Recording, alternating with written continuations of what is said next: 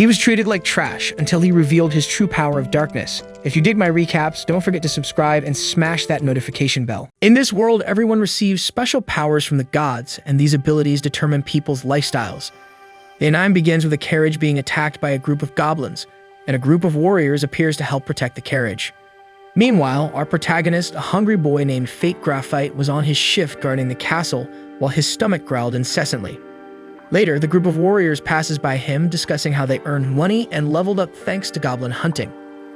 Fate overhears their conversation and thinks about how he'll never be able to achieve something grand like them because he's just a useless person with an insatiable appetite due to the gluttony ability he received from the gods, which seemed to serve no purpose other than making him constantly hungry. However, Fate believes that at least he can continue working to support the Valeric family. Nearby, we see the three Valeric siblings who are holy knights responsible for the safety of the people. Due to their profession, they look down on others and mistreat them for trivial reasons. After some time, with Fate barely enduring the noise from his stomach, he's relieved that his shift is finally ending when the three siblings appear and ask if Fate did a good job in their place. When Fate responds positively, Raphael throws some coins on the ground as payment for the service. However, when Fate bends down to pick up the coins, Hada decides to have some fun by stepping on his hand.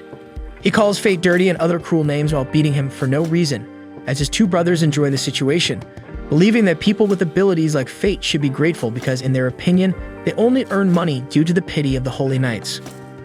Fortunately, another girl named Roxy Hart, who was also part of their group, intervenes and puts an end to the abuse, stating that it's wrong for them to mistreat citizens they've sworn to protect. While the three siblings look at Roxy with disdain, she continues by saying that guarding the gate was a task meant for the Holy Knights, meaning they were passing their responsibility onto someone defenseless like Fate, even though it was their duty to ensure the city's safety. Raphael counters by saying that they also have a duty to provide employment to those in need, as if this were a valid excuse to mistreat Fate. Roxy questions the reason behind this treatment, but for the Valerics, it's merely a difference of professional opinion. Fortunately, the three siblings decide to leave Fate alone, and as they depart, Roxy rushes to help him, acting in stark contrast to the Valeric family, being kind and even assisting in cleaning his wounds. Fate thanks Roxy for her help, and she responds that it was no big deal, as they are fellow gatekeepers, and it's the attitude all Holy Knights should have. Next, Fate hands over his shift to Roxy, and she asks him not to allow such torture to happen again and to inform her if it does. However, Fate only thanks her for her concern but says he's used to it. Then he leaves Roxy at her post and goes to buy something to eat with the little money he earned. He thinks about Roxy's words, but Fate knows that even if she wants to help, it would only get her into trouble with the Valeric family. And for that reason, he believes he can't let her get involved in the situation in any way. At this moment, the restaurant owner notices that Fate has once again been mistreated by the Valerics and warns him that if he continues to endure this abuse and the brutal work at his job, he will end up like the other guy who worked for them. But the boy didn't have many options, so he simply thanks the owner for the food and leaves with his stomach still growling due to the gluttony ability, making him wish he had been born with something more valuable, not necessarily becoming a holy knight, but something more useful like a warrior, merchant, or even a craftsman. On his way back home, Fate spots some thieves who were invading the castle and rushes to inform Roxy, who was still guarding the gate. She immediately decides to leave her post to confront the thieves, leaving Fate in her place. He asks her to be careful, and she reassures him, saying she trusts his abilities. Some time passes with Fate listening to the sounds of Roxy's fight against the bandits, hoping everything will end well when suddenly the noise stops and one of the thieves appears wounded, running towards him. Fate freezes but remembers that if he flees, it will be Roxy who gets into trouble, so he faces his fear, determined not to let the thief escape. With his spear in front of him, Fate manages to defeat the bandit, and with this action, his gluttony ability is finally activated, boosting his stats. This surprises him, and when Roxy appears, worried about him, Fate can even hear her thoughts, leaving him more confused than before. However, as soon as Roxy releases his hand, he loses the ability to read her mind. She says she needs to report what happened to her superiors, and Fate suggests she not mention his help, thinking it might cause problems for her, as it was her shift. Roxy agrees not to say anything, thinking it's to avoid trouble with the Valeric family. However, she knows that she would have failed in her duty to protect the castle if it weren't for him, and as a way to thank him, she offers him a new job to work for her family, making it clear that he shouldn't worry about the Valerics, as he is the one who can decide his own future. This leaves him thoughtful. After all, it was a significant offer to leave the job with the three troublesome siblings who treated him like garbage to work for the Hart family with Roxy, who had always been kind to him.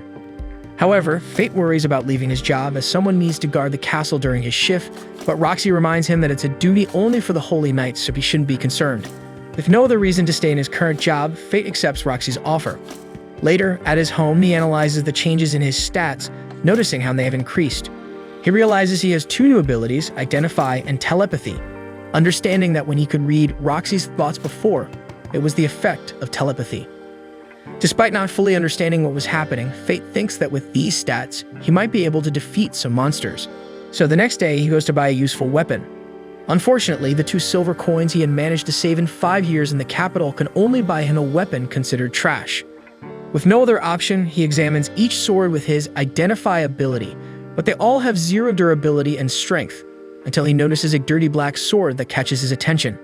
He identifies it and learns that it's called Greed. For some reason, he can hear the sword's thoughts, and it tells him they have much in common, and that he won't regret keeping it. So Fate, intrigued by the talking sword, decides to buy it. Meanwhile, at the Vleric's house, Memel discusses the rumors he's heard about Roxy wanting to hire Fate to work for her family, considering it an affront to them.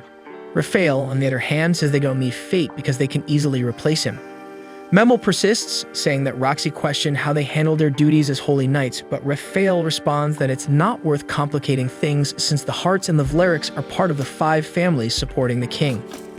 Then he mentions he's leaving for the military district. His sister asks what he's studying there, and he answers that it's a study on how to become immortal, a response that Memel doesn't take seriously at all. Meanwhile, Fate decides to go to a secluded place to test his new talking sword when he's attacked by a goblin. He manages to activate his abilities in time to defend himself, eliminating the goblin and further increasing his stats. However, he soon realizes that goblins always travel in groups and finds himself surrounded by them. He begins to fight them one by one, blocking their attacks and taking them down individually. After spending the entire night battling the creatures and leveling up, he finally eliminates them all, exhausted from the prolonged fight. Fate then checks his stats and is shocked to see that he has acquired more new abilities, and to his delight, his stomach has finally stopped growling. He comments that he thought it wasn't possible to gain new abilities, and the sword explains that he managed this thanks to his gluttony. The sword tells him that people typically increase their stats in battles by gaining experience and leveling up, but gluttony allows him to steal abilities and stats from his opponents. The drawback is that he can't gain experience, which explains why he's still at level 1. He asks how the sword knows all this, and it replies that they are similar. Seeing some warriors approaching, the sword warns that gluttony is one of the abilities that defy divine laws and could cause problems if someone discovers this power. Upon hearing this, Fate decides to work alone, only with his talking sword, which reminds him that he needs money and suggests collecting goblin ears as trophies. After some work to collect the ears of the 38 goblins he defeated, Fate manages to obtain 3 silver coins and 80 bronze coins, celebrating the fact that he finally has enough money to buy some meat. However, the sword soon begins to demand maintenance, insisting that it should be treated like a jewel, which explains its name, Greed. At that moment, Fate accidentally bumps into a troublesome guy coming out of an alley with a little girl. When he touches her, Fate can hear the girl pleading for help. Clearly, something is wrong, but when he uses Identify on the man, he realizes that the man can conceal his abilities, making them invisible. Despite not knowing what the man is capable of, Fate follows him to a hidden place where he has imprisoned and is torturing the girl without showing any mercy. The sword tries to convince Fate to back off, but Fate can't stand to see someone suffering and not do anything to help. He's determined to rescue the little girl. Nearby, in an orphanage, a nun tells the children that the goddess Laplace created the world, and when she departed, she bestowed a blessing upon each person, special powers they call abilities. She asks the children to thank Laplace for her blessings before their meal, and they all do so, except for one little boy. The nun asks if he's feeling unwell, and the boy says that Laplace isn't fair since she gave incredible abilities to some people, like the holy knights and warriors, while others like him receive weak abilities, explaining that's why he was abandoned. The nun then tells them that a long time ago, when Laplace still protected the world, before she gave abilities to people, there were no statuses or even monsters, with everyone living equally. The boy cries, saying he wished he had been born in that time, and at that moment, another nun appears, saying she couldn't find Sahara, a girl from the orphanage who had gone missing. She explains that she couldn't find her in the vicinity, so she'll search in the city. The lady looks at Sahara's empty chair, growing worried about what might have happened, unaware that the poor girl had been kidnapped by a man who was currently mistreating her. He intended to hand Sahara over to a knight, and she cried in fear of what would happen. Fortunately, Fate was there and seized a brief moment when the man left the girl alone to take action. However, as Fate was about to release Sahara from her chains, the man returned. He found Fate's attempt to play the hero quite foolish. Fate then prepared to fight, positioning himself in front of the girl to protect her. But since he didn't know what to do, his sword, Greed, suggested that the man clearly thought he was stronger than Fate, so he should play along to take advantage of that confidence. He decided to follow his sword's advice and ran away pretending to be afraid. This amused the man, thinking that if he killed Fate in front of the girl, she would become completely obedient to him. Then, after a while, Fate stopped running and knocked down some crates in the area, leaping over them to attack the man. Realizing that Fate was indeed going to fight to protect the girl, the man activated his weapon, making it glow, and Greed recognized it as a sharp blade. Greed instructed Fate to attack quickly and strike the man through his sword.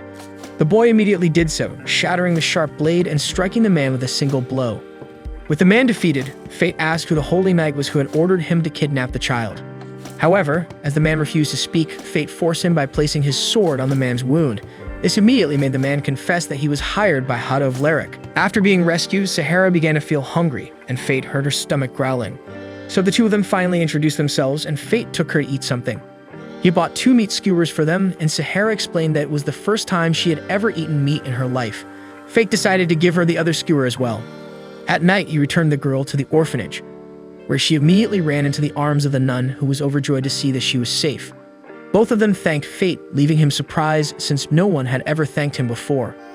He explained to Sahara that he had a weak ability like her and said that no matter the difficulties, if she could find humor in things, happiness would come one day.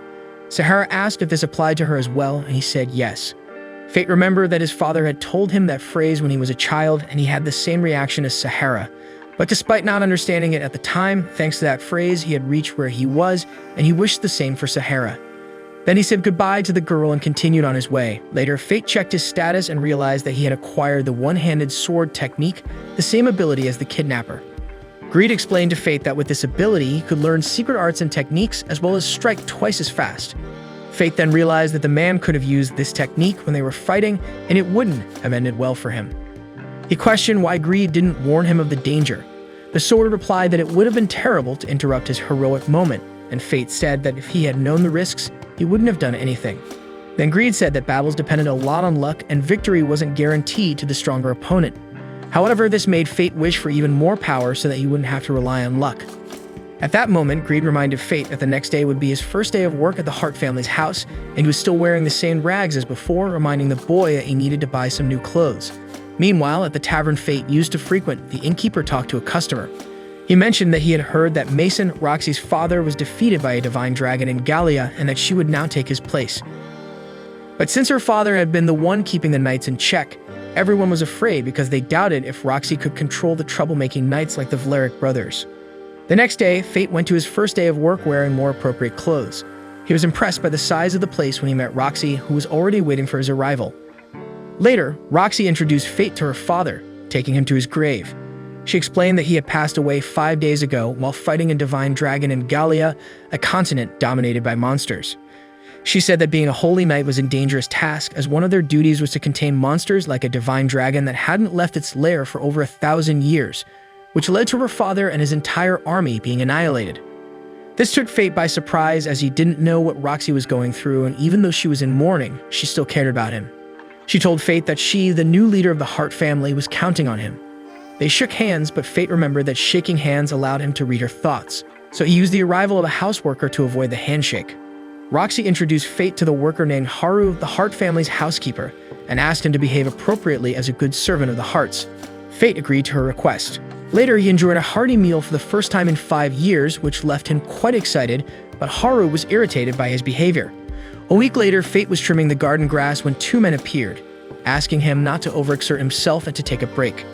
They mentioned that initially they found him strange, talking to his sword and eating meat as if the world were ending. Fate explained that it was because he had gone a long time without eating any meat. His stomach growled at that moment, and the 2 men were puzzled because Fate had just had a meal. Haru then arrived and told Fate that Roxy was calling for him. Fate went to see her, not understanding why his hunger wouldn't go away even though he had eaten well. He met Roxy in the garden, and she asked if he had gotten used to the work. But he didn't respond because his head was still focused on his rumbling stomach. Roxy called him Faye, an affectionate nickname, and when Fate finally realized she was calling him, he remembered his late father who used to call him that. Fate explained to Roxy that his father had died on a monster hunt, and she realized that they both had lost their parents, having that in common. Fate then asked the reason for the nickname, and Roxy said that now that he worked for her family, he was practically a part of it. This made Fate feel embarrassed, but suddenly, he started feeling weak and passed out. When he woke up, Fate found a note from Roxy saying that he was free from duties the next day to rest and recover. He asked Greed if she knew why he was getting hungrier, especially since he used to endure his hunger much better in the past. Greed found it odd that he was asking this only now and explained that once the gluttony tasted the souls, the hunger only worsened. The more he devoured, the stronger he would become, but that also meant he would want to eat more, and he was destined to consume souls as long as he lived. Essentially, he had to feed gluttony, or he would lose control and attack anyone in his path. Fate was horrified, feeling like he was becoming a monster. Greed warned that when his hunger was nearing its limit, it would show in his eyes. Fate looked in the mirror and saw that his eyes were red, a clear sign that he was nearing his limit. Knowing this, Fate set out to hunt monsters. Greed explained that the red eyes were a temporary power that improved the use of the gluttony ability, granting him night vision and the ability to track prey by scent. It also induced fear in weaker prey, which was why a group of goblins he found remained frozen in place, making his hunt easier. He attacked them one by one, but after defeating them, he still had red eyes. So Fate went to the hobgoblin forest to continue his hunt, growing increasingly hungry. After a while, he finally satisfied his insatiable hunger, and Greed recommended that Fate hunt monsters more often to avoid reaching his limit. Suddenly, a large creature appeared, and Fate discovered it was the Goblin King. He analyzed the creature's status, finding little difference between them except for the regeneration ability that allowed the goblin to heal. Greed explained that with it, Fate could continue fighting even when injured, which made the boy desire to acquire the ability. He approached the goblin silently for a surprise attack, but the creature survived, forcing Fate to confront it again. After another attack, Fate finally defeated the Goblin King and gained the regeneration ability, improving his status. However, after all this hard work to improve himself, Greed suggested that he offer his status to her as an offering so she could reach her first level and change form, gaining new functions. Fate became interested in enhancing his weapon, but Greed explained that to achieve that, he would need to give up everything he had gained since they met. Emphasizing her name, Greed, wasn't a coincidence. So Fate had to choose between becoming stronger on his own or sharing his strength with his sword to journey together. As Greed was his only partner, he decided to stay with her, giving up his status. Immediately, Fate felt his power fading and Greed transformed into a magical bow. To demonstrate how it worked, Greed revealed a goblin that had been watching them and asked Fate to shoot it. She explained that the arrows would appear on their own and always hit the target, regardless of where he aimed. Fate took the arrows and shot the creature, impressed with his new weapon. Then he collected the Goblin King's ears and gave them to the orphanage, knowing that the money they would receive would feed the children for a long time. A few days later, Fate was working at the Hart family's house as usual when he spotted a girl leaving. When he called out to her, he discovered it was Roxy. He apologized, explaining he didn't recognize her as she looked quite different. Since Fate had been seen, Roxy confessed that she was going incognito into the city for a secret inspection. She asked Fate to keep it a secret, especially from Haru, as she wouldn't want the head of the Hart family to see her that way. Fate understood and promised not to say anything, apologizing for delaying her. Then he started to return to his work, but Roxy stalked him, asking him to accompany her on her secret inspection as her escort. And so the two of them went to the city together. On the way, Fate accidentally called Roxy by her name, but both his sword, Greed, and Roxy warned him that if he called her by name, everyone would discover her identity. The girl then thought for a moment and asked Fate to call her Rocky. Greed commented that not much had changed, and Fate told it to shut up, but Roxy thought he was speaking to her and got upset. Fate explained that it wasn't directed at her. Roxy mentioned that she was excited to be out with him, making them both blush with embarrassment. Greed made a comment about the moment, leaving Fate irritated. He grabbed his sword in anger, but Roxy asked him not to treat his weapon that way, which of course made Greed happy that at least the Holy Knight knew how to handle a sword. Then Roxy realized she had never noticed Fate's sword before. He was afraid because someone with such a useless ability as his wouldn't have a sword. Roxy couldn't find out anything, especially the true function of his gluttony ability, to devour souls endlessly until the end of his life. Distracted by his thoughts, Fate accidentally dropped Greed, and Roxy picked it up and took a look. After seeing the sword that Fate had, she suggested that he should take better care of it and decided to take him to the Hart family's blacksmith later.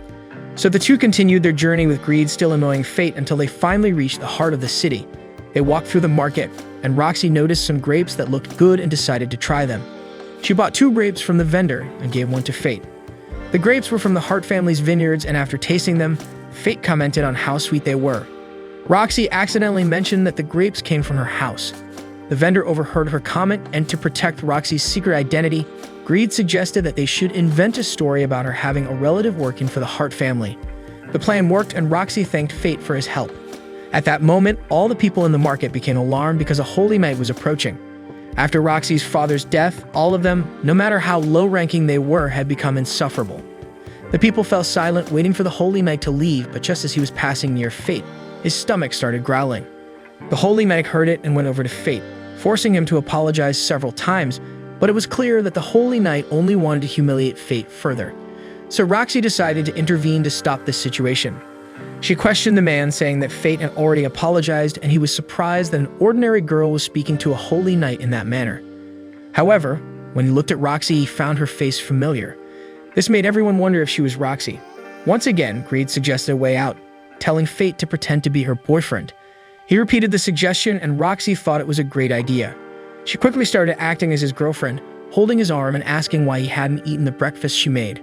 Roxy said that if Fate didn't eat her food, she wouldn't cook for him anymore. The two of them then apologized to the holy knight and moved away from the crowd before any more problems arose. The plan worked because everyone thought that the girl couldn't possibly be Roxy, as a holy knight wouldn't know how to cook. Meanwhile, the two hid with Roxy holding Fate's arm, which activated her telepathic ability, allowing Fate to hear her nervous thoughts. Quickly, Fate pulled away and began to think that being Roxy's escort was a difficult task for him. When Fate realized it, he saw that Roxy was already far away, looking at some jewelry in the market. She noticed some rocks and asked if they were also jewelry, and the merchant explained they were raw ore, and it was impossible to know if they had gems until they were opened. He asked if Roxy wanted to test for luck, and Greed commented that her identification ability could easily find raw ore with precious stones. Fate decided to try, but Roxy seemed more interested in a blue gem. Fate observed that at that moment, she didn't even seem like a holy knight, more like an ordinary girl. The merchant then offered a discount, but Roxy politely declined, stating that the gem had no use for her. Roxy left the gem in its place and continued her secret inspection. At that moment, two people walked by talking about the mysterious fact of thousands of dead goblins. Fate had indeed defeated many goblins at an unusually high level, and people believed it was the work of a monster. Upon hearing the conversation, Roxy approached them and asked if they knew more about the story, but the men told her to ask the warriors. So Roxy asked Fate to take her somewhere where they could find out more about the case. Fate realized that her inspection was about this investigation and grew worried because he was the monster who had eliminated the goblins. As requested, Fate took her to the tavern he used to visit when he was still working at his old job. When the tavern owner saw Fate, he was quite surprised, as many believed he was no longer alive. Fate introduced Roxy using her fake name and said she was a colleague from his new job. The tavern owner was delighted to see that his old customer was still alive and even had a girlfriend. This worried Fate, as he didn't know if Roxy might be bothered by these misunderstandings. While they were having a meal, the tavern owner mentioned that a warrior had made a lot of money recently by selling goblin ears because he had found many corpses with intact ears when he went hunting. Roxy was now more convinced that it was indeed a monster, as another warrior would have taken the ears for profit. The tavern owner commented that this would negatively impact their business because any sale had to pass through goblin territory, and no one would want to risk encountering the mysterious monster on the way. This made Fate feel guilty, as he and his gluttony were responsible in a way. At that moment, another tavern customer entered and was surprised to see Fate after so long. He shared that the most common rumor circulating in the city was that the monster in question was a lich, which was a significant threat, leading the holy knights to take action against it. Greed said that in Fate's current condition, he wouldn't stand a chance against the holy knights. Fate was worried about Roxy joining the hunt and seeing him in his hungry state. At that moment, several customers entered the tavern, and one of them approached Roxy, asking her to join their table. Roxy immediately pushed the man, making him fly against the wall. This display of strength made everyone realize she must be a holy knight. She then revealed herself as Roxy, and immediately, all the men apologized for how they treated her. They even offered money, showing that they were very afraid of the holy knights. Roxy felt sorry for her people, who should be protected, but were so fearful of the holy knights. She showed the same compassionate heart her father had. Afterward, Roxy enjoyed her time with the people in the tavern, and later she took Fate to the blacksmith of her family for maintenance on Greed, leaving the sword feeling renewed. Roxy thanked Fate, saying that without his help, she wouldn't have learned anything about the monster. He then asked why she didn't know about the Holy Knight's hunt, and Roxy explained that the Vlerick family was controlling the information and not sharing anything with her. At that moment, the two of them heard a familiar voice and went in its direction, finding Hedo bothering a poor child.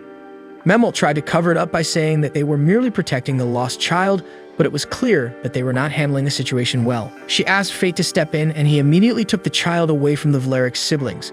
Roxy then questioned why nobody informed her about the hunt for the monster, and Raphael made up an excuse, saying he thought she was grieving her father's death. Roxy assured them that she was fine and asked to be informed in the future. The three Vlerick siblings left, and the child said he hated the Holy Knights, which upset Roxy. She apologized to him, but the boy didn't recognize her due to her clothes. He then explained that he got separated from his mother, and Roxy and Fate promised to help him. As they searched, Fate remembered that when he lost his father 5 years ago, he had moved to the capital and got lost, just like the child. A Holy Knight had helped him. After a long search, it was getting late for them to continue, so Roxy offered to let the child spend the night at her house, and they couldn't resume the search the next day. However, at that moment, the child found his mother. The two were happy to have helped the child, and afterward, they realized they would likely be scolded for disappearing the whole day. Roxy told them to go back to their homes, which made Fate happy to be included in her words. As expected, the two of them were reprimanded, and that night, Fate asked Greed if there was a way for him to continue hunting without being recognized by Roxy. The sword suggested a mask that distorts perception, making him look different no matter who saw him hunting. However, the mask was located near the jewelry market, so Fate brought a raw ore as a gift to Roxy to thank her for the work she had given him, where he had food every day, a home, and friends who considered him family. Roxy understood and thanked him for everything he had done for her. He explained that he would have liked to buy the blue gems she was interested in, but he didn't have enough money. Roxy thanked him for the gift and broke the ore to see if it had any gems. Obviously, it was full of precious stones, as Fate had cheated by using his identification ability to choose the best raw ore for Roxy. She said she would keep the gift with great care and offered something in return, suggesting giving a sharpening stone for his sword. Fate said he didn't need anything in return, but Greed questioned his decision and told him to take care of the sword and accept the gift. Meanwhile, the Holy Knights gathered to discuss their journey to Gallia. And so time passes, with Fate still hunting quite a lot of goblins to level up his stats, aiming to become strong enough to face the Holy Knights if necessary. Everyone still believed that a lich named Cadaver was hunting them because of the mask that prevented others from recognizing him. The next day, Fate works with sleepiness, juggling a double life, working for the Hart family during the day and hunting goblins at night. But at that moment, Roxy appears, informing him of a new mission. As before, she asks him to accompany her. After some time, they both arrive in a new land owned by the Hart family, where the vineyard they had seen being sold in the market during Roxy's previous mission is located. It's also where Roxy's mother, Aisha Hart, resides. She greets her daughter and inquires about the boy accompanying her. Roxy explains he is a family employee she hired. Fate introduces himself somewhat awkwardly, and Aisha warmly welcomes him, saying that Fate is very much welcome in their land. Suddenly, she asks him if he likes Roxy, which makes both of them quite nervous. But in reality, Aisha only wanted to know what Fate thought of her as an employer. They are relieved that the question wasn't what they initially feared. Fate responds that he likes Roxy very much and would serve her to the end of his life if given permission. His response makes Aisha happy. However, Roxy becomes so nervous that she rushes to her room, claiming to be too tired. Fate asks if he said something wrong, and Aisha explains that Roxy tends to run away when something makes her uncomfortable. Aisha goes on to say that when Roxy was a child, she used to cry a lot and was very afraid of insects. It's precisely because of these things that Aisha is surprised that Roxy became a Holy Knight. Aisha seems genuinely concerned about her daughter, as she suddenly became the head of the family after her father's sudden death. Fate reassures Aisha, stating that Roxy is an excellent Holy Knight and everyone has great faith in her. She is also doing a great job as the head of the household. In her room, Roxy looks at her belongings, including a picture of her and her father, Mason. Just like her mother, he didn't think she would become a Holy Knight, but Roxy wished to be like him, the kind of knight who laughs with people. However, she hasn't yet achieved that goal. Later, Fate works in the vineyard, helping with grape harvesting, when one of the workers offers him some juice to refresh himself. The man explains that the Hart family has personally helped cultivate the land for generations, and everyone on the property is proud of their contributions. Fate asks if Mason also collaborated with the cultivation, and the man confirms it, expressing regret for having lost him in Gallia.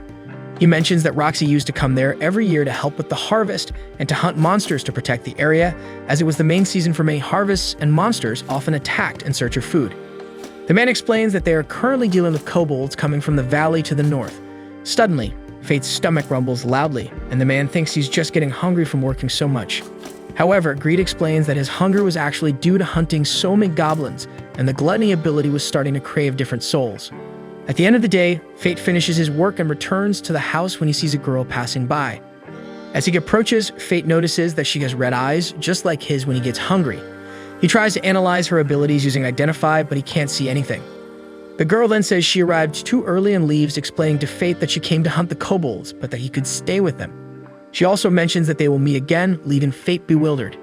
He then asks Greed who she was, but his sword claims not to know the girl. Fate becomes suspicious that Greed is hiding something, as she usually has a comment about everything, and is unusually quiet. However, Greed says that not even she, in all her grandeur, has all the answers. At that moment, Roxy arrives with some grapes. Passing by the girl, Roxy notices that she seems to be from Gallia. 4,000 years ago, Gallia was a major military power, but a wave of monsters caused great destruction, decimating most of the population. Roxy remarks that although survivors exist, she has never seen a Gallian with such pure blood. Later, they decide it's time to head back home. On the way, Fate asks Roxy about the monster hunt and if she will be okay. Roxy explains that, aside from being a holy knight, she won't be alone, as the warriors working there will be accompanying her, so she is confident they will manage the task. The next day, the vineyard is completely destroyed by the kobolds. The warriors set out to confront the creatures, accompanied by Roxy and Fate. They assess the kobold pack when a much larger creature suddenly appears. Seeing a different monster, Fate begins to struggle with controlling his hunger, and Greed warns him that he is reaching his limit. Fate analyzes the creature and discovers it's called the Bearer of Lament. Greed explains it's a crowned beast, born from accumulated aggression over a long time. In other words, it's a very powerful and mighty creature. The workers become greatly concerned, but Roxy promises to protect their lands and lives as a holy knight. However, Greed tells Fate that the creature is too strong for Roxy to face. It's even beyond Fate's current abilities, but he can't allow the creature to continue destroying the Hart family's land or let Roxy get hurt. So that night, Fate goes to hunt the beast, which is surrounded by kobold warriors. He takes Greed in its bow form and shoots the kobolds with its magical arrows, firing several shots in quick succession, triggering the gluttony ability. The creature becomes enraged as Fate eliminates the kobolds rapidly. It tries to strike back, but it uses other creatures as shields to protect itself. Fate continues to eliminate as many creatures as possible to level up, but it still isn't enough to face the beast. Then he fires 2 more arrows, but the beast manages to catch them, leaving only itself and another kobold. Greed advises them to get closer so that Fate can attack with his sword. He follows this advice, but as he gets closer, the beast begins to prepare a lethal strike. Greed recognizes it as the ruin attack, a completely lethal blow. She warns Fate to be careful, but at that moment, the other kobold manages to hit him. Immediately, Fate heals himself with the regenerative power he acquired from the Goblin King. Then the beast launches its attack, and although Fate manages to evade, he falls as if gravely wounded. But it's a ruse to make the other kobold approach carelessly. Fate attacks the creature and manages to eliminate it, leaving only the crowned beast. As he has progressed significantly, Greed tells Fate that he can now use his first-level hidden art, so Fate transfers 10% of his current stats to Greed, allowing her to evolve into a more potent weapon. The beast once again launches its deadly attack, but Fate also uses his attack, destroying the creature's strike and hitting it in return. Thus, Fate finally eliminates the crowned beast. However, only when the battle ends does he realize the damage he has caused, thinking that he may have gone too far. Suddenly, Fate feels a strange sensation, and Greed explains that he's overwhelmed because he consumed a high-quality soul for the first time. She advises him to endure it, or he'll experience something much worse than hunger. The following day, the warriors go out with Roxy for the hunt. Upon arrival, they find that someone has already defeated all the kobolds with magical arrows. At home, Roxy laments the destruction of the landscape, and Fate feels somewhat guilty. Aisha asks who could have done this, and Fate becomes worried. However, Roxy remembers the Gallian girl they saw and believes she might be responsible. There were rumors that Gallian people were stronger than holy knights, so she thinks the girl could have done it. Roxy, however, notices how calm she becomes when Fate is around. Later, Aisha asks Fate to stay by her daughter's side and provide the support she needs. She acknowledges that Fate may lack prestige, authority, and power like the holy knights, but his willingness to help Roxy whenever necessary makes him valuable. Aisha herself lacked any valuable abilities like Fate, but she still supported her husband. As she is very ill and doesn't have much time left, she worries about Roxy being alone and needs someone to support her in her place. Aisha tells Fate to think about it, even if he can't respond immediately. Afterward, they leave to return home, and on the way, Fate wonders if he truly deserves to be by Roxy's side, as he has been lying to everyone and concealing the true power of his gluttony ability. Later, Fate goes hunting goblins as usual, but those creatures are no longer enough to satisfy his hunger. There are no stronger monsters nearby. To hide his red eye, Fate wears an eye patch and goes to the tavern he frequents. There, he contemplates that he doesn't deserve to be with Roxy. A customer arrives and informs him that Hado was joining Cadaver's hunt to avoid going with the other Holy Knights to Gallia. Fate finds it odd that they are already planning a new expedition to Gallia, given that Mason recently lost his life there. The next day, after all the Holy Knights are assigned to the Gallia expedition, Roxy talks to her father, asking him to take care of her. Fate shows up and asks her not to go, as there is a high chance she might not return. However, Roxy has already decided to fulfill her duty as a Holy Knight. Unbeknownst to her, the expedition to Gallia was orchestrated by the Vlerick brothers and the other Holy Knights, as the Hart family had become a significant inconvenience to them. They planned to eliminate Roxy in Gallia.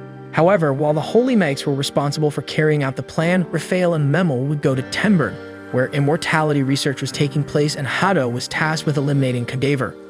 At night, Fate goes out to hunt. He realizes he can't stop the Gallia expedition or Roxy from participating in it, but he also can't allow the Holy Knights to treat people poorly and cause so much suffering.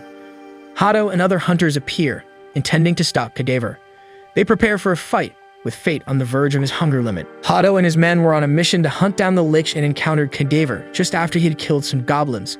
Confident, Hado's men offered to deal with the adversary and granted them permission, saying they could do as they pleased.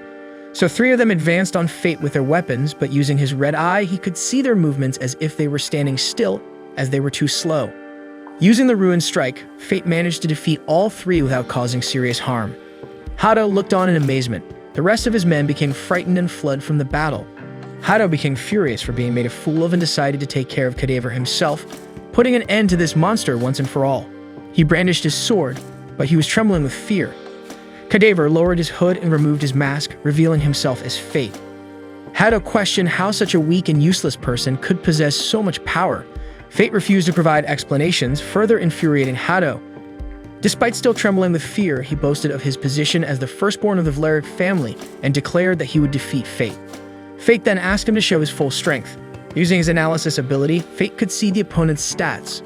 Furthermore, the knight possessed the special ability of the Holy Sword technique, a skill only possessed by Holy Knights.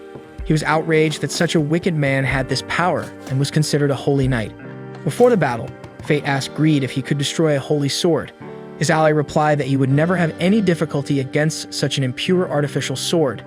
Therefore, Fate felt more relieved and confident to act as he wished.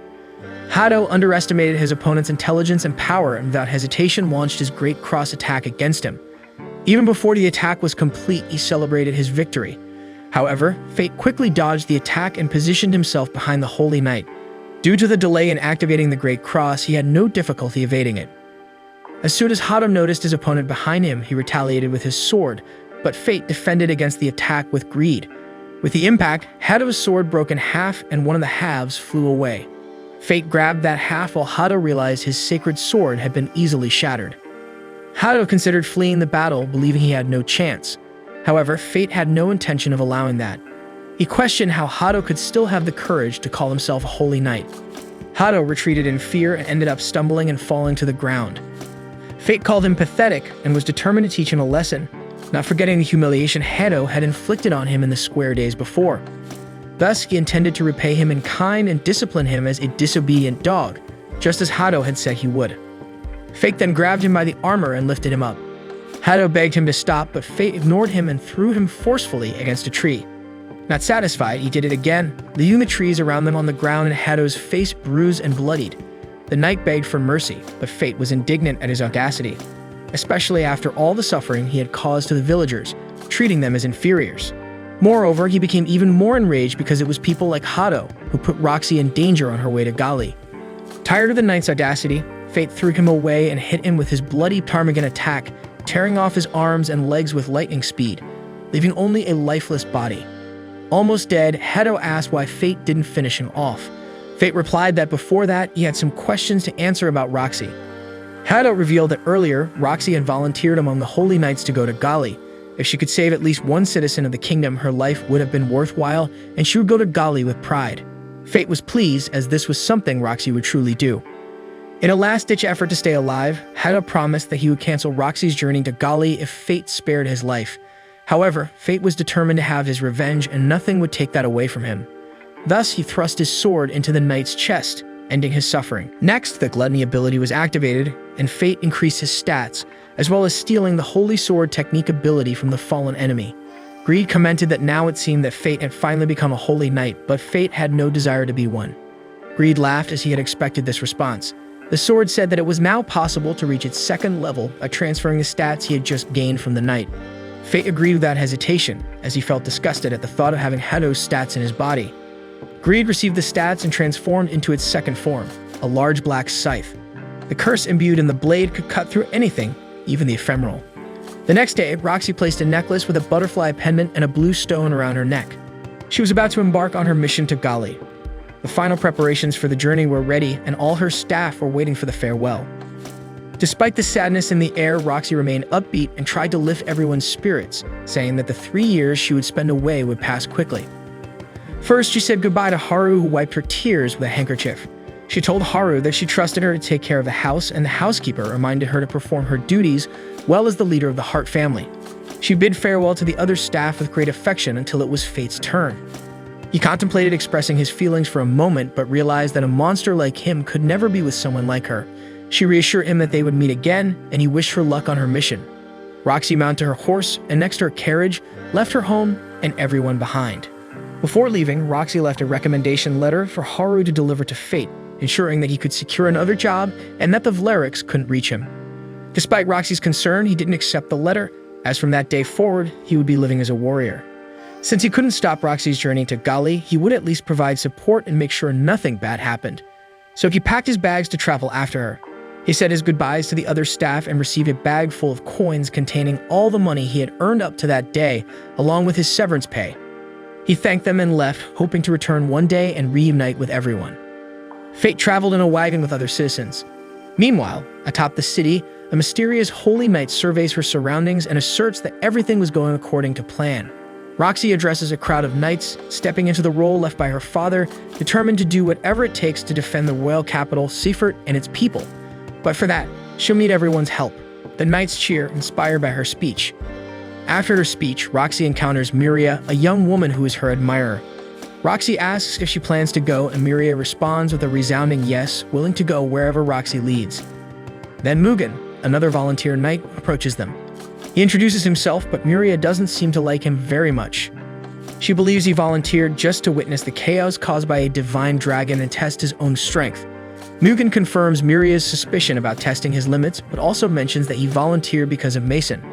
In the past, they marched together, and now he seeks revenge for him. Roxy thanks him for his bravery and inquires about Mugen's family. He explains that he's the only warrior in his family, which is predominantly made up of researchers. Miria and Mugen exchange playful banter, and Roxy smiles, grateful for their support. In a laboratory, a scientist catches the attention of a woman named Rain. She comments on the corpses left by the Lich, which are preserved in tubes for analysis. She asks Rain to examine one of the bodies with an arrow wound. However, it's no ordinary arrow wound, and after some research in a book, Rain discovers it was caused by a mana arrow. Rain identifies it as a skill embedded in a black sword, one of the weapons of the 7 deadly sins, made from a material capable of manipulating mana at a high level. The scientist presses for more information about the weapon, but Rain doesn't have any answers. She contemplates the tubes, longing to witness one of these weapons in action. In Fate's carriage, the driver informs him that they will soon reach a village called Trita. Upon arrival, they find the place as a central hub for maritime transport connecting to the royal capital. Besides having the best goods, it's also home to many fishermen. Fate recognizes the city, and Ganancia agreed, asks if he's been there before. Fate confirms, mentioning his stay 5 years ago. While wandering, he spots a carriage and asks the driver if it's bound for Gallia. The man replies that they halt to travel for the day since it's getting dark and dangerous. He advises Fate to return the next day. With the money he earned from serving the Hart family, Fate decides to treat himself to some meat and enters a shop. Inside, a young man pleads with some hunters to save the village in exchange for coins. The hunters mock him, refusing to hunt monsters for such a small amount of money. One of them throws the coin purse on the ground, humiliating the young man and forcing him to beg for help. Fate witnesses this and intervenes, telling the hunters that it's enough. The hunters are offended and move toward Fate, but he effortlessly subdues them, and the bullies decide to run away. The humiliated young man thanks Fate for the good deed, but is interrupted by Fate, who recognizes him as Set. 5 years ago, when he was still a child, Fate was ridiculed by Set and a group of other boys who threw stones at him. Fate's father was a brave warrior who protected the village from monsters. Fate was skilled in tending to wounds due to caring for his father after battles. After his father's death, no one in the village wanted to care for Fate because of his weak and useless ability. So the villagers pelted Fate with stones and expelled him, forcing him into exile. Later that day, Set kneels before Fate and begs for his help. Fate has no consideration or affection for Set, as he is the son of the village leader who exiled him. Now that Fate is a warrior, Set implores him to slay the monsters and save the village under attack. Fate despises Set but agrees to the task since he needs to satisfy his gluttony in some way. Besides, his father's memories are tied to that village and Set is incredibly grateful. At night, Set leads Fate to his father and other village men, but the leader refuses to accept the weak, exiled individual. Set insists that he's seen Fate fight and that now, as a warrior, he can slay the monsters. Nevertheless, his father remains adamant, announcing that they will have to find someone else tomorrow. However, the men report hearing the monsters screaming in a nearby forest, and if they're attacked that night, the village won't survive. So the village leader decides to use Fate as a sacrifice to buy more time. Fate tries to argue, but Set asks him to ignore his father and apologizes. Later, at Set's home, he offers Fate a drink. Fate inquires about Set's wife, whom he hasn't seen, but Set shakes his head and explains that she was taken by the monsters. After numerous attacks, Set lost faith and agreed with his father. Only his young daughter remained, whom Set swore to protect. Seeing this, Fate realizes he's not the same child from 5 years ago and smiles as he remembers his relationship with his father. Returning to the task at hand, Fate asks for more details about these monsters. They are creatures that appeared for the first time a month ago, and according to witnesses, they can fly. Set decided to seek a warrior, but Fate is concerned because being flying monsters, the challenge level would be high even for a warrior. Fate's stomach growls and Set leaves to get more food.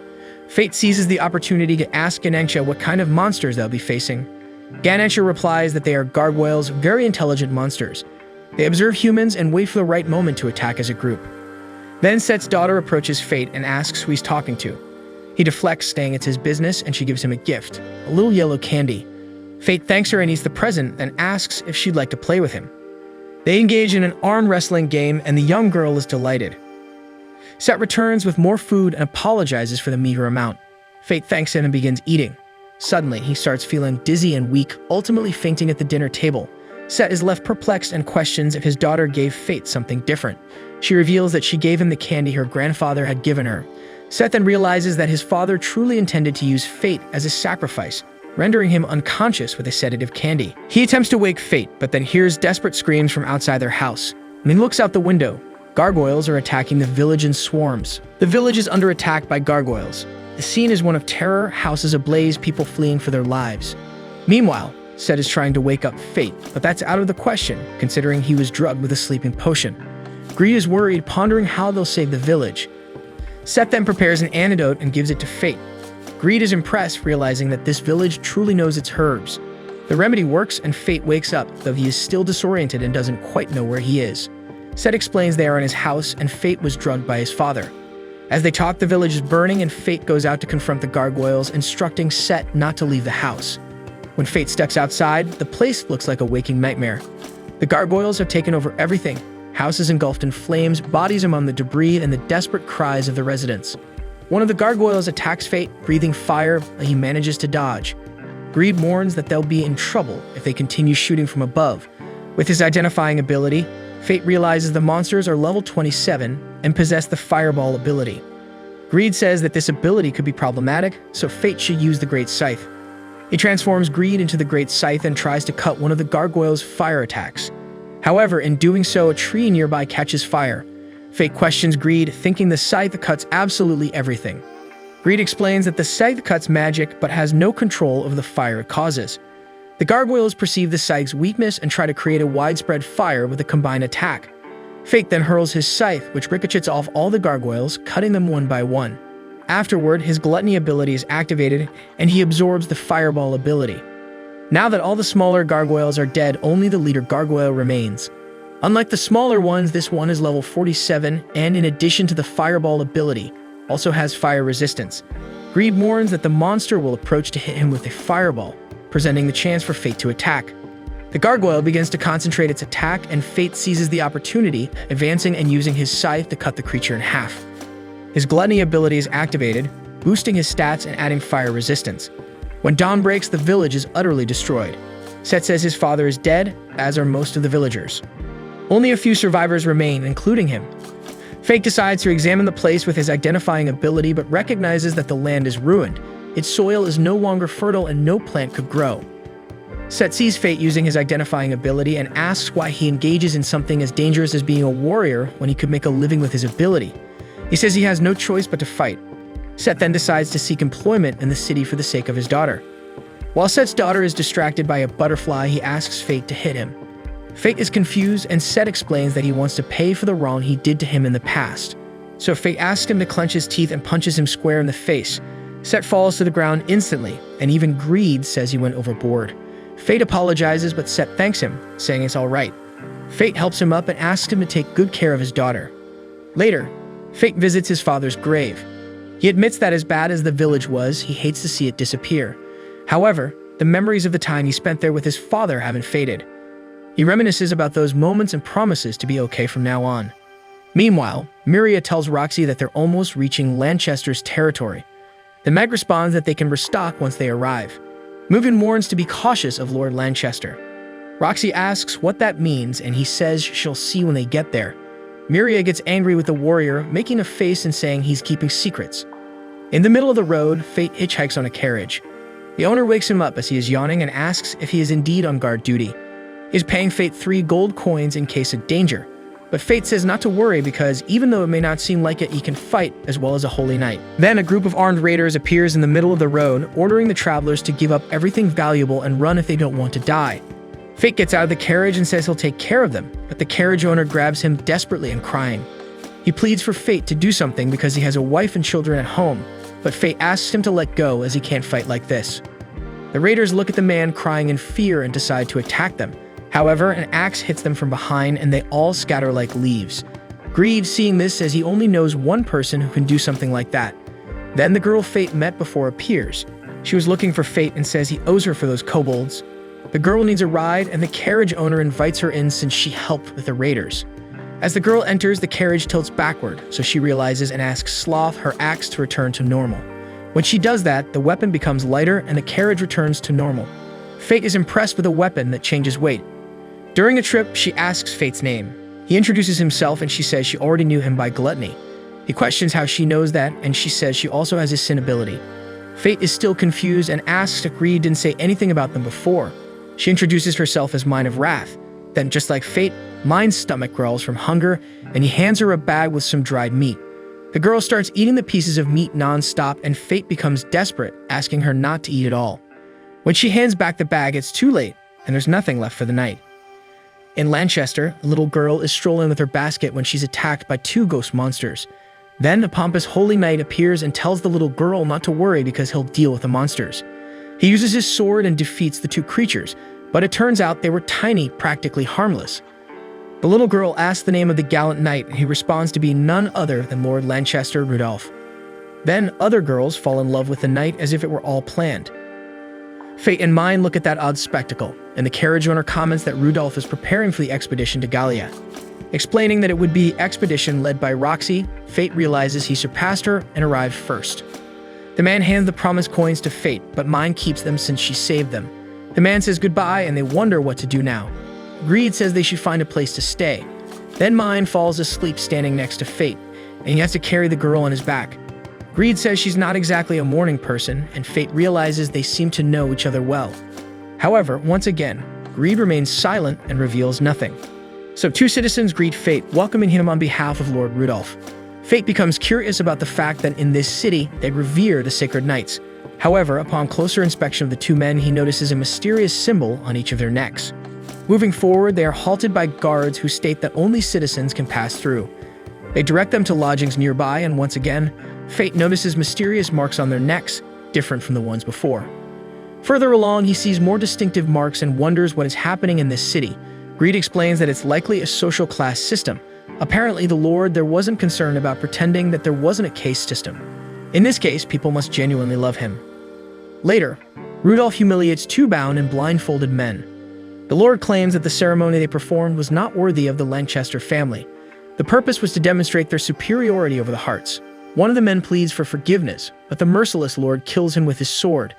Then Rudolph asks the second man if he was the warrior who fled during a monster hunt. Before he can answer it, he too is killed without mercy.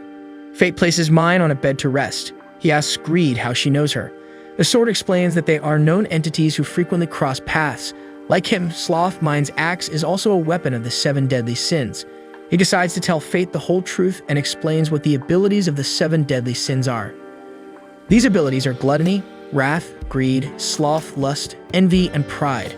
They were born to challenge the laws established by the divine. Therefore, they are called abilities and weapons of the 7 deadly sins. Among them, gluttony is the strongest, with the potential to overthrow the entire divine system. Fate wonders why he, a boy ridiculed for having a useless ability, was chosen. What he thought was a great power turned out to be a curse, as he must continue killing to survive. Greed explains that his mind needs to be resilient, otherwise, gluttony will dominate him.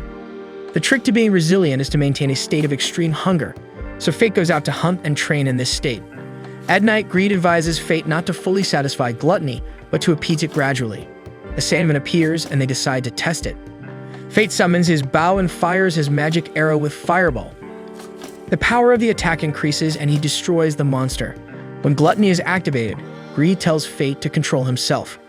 Other sand monsters emerge, but he must endure and not feed gluttony. In the room, Mine wakes up with her stomach growling. She gets up and sees a reward notice for defeating the sand golem. Meanwhile, Fate battles the sandmen, gradually mastering his hunger. Greed says that now is the time for him to satisfy his hunger, as he could go insane. Not far away, a group of warriors is being attacked by a giant sand golem. Then, Fate appears and shoots one of his arrows at the creature. He tells the warriors to leave the monster to him, but they warn him that defeating the creature alone is very dangerous. The sand golem attacks Fate, but he uses his magic arrow with fireball again and ends the monster's attack. Then the creature summons a sandstorm on Fate, trapping him. Greed says that if he doesn't do something soon, he will be crushed by rocks, so he uses his scythe to cut through the magic, and then advances to finish off the monster. However, the core of the sand creature separates and goes into the sand, trying to escape.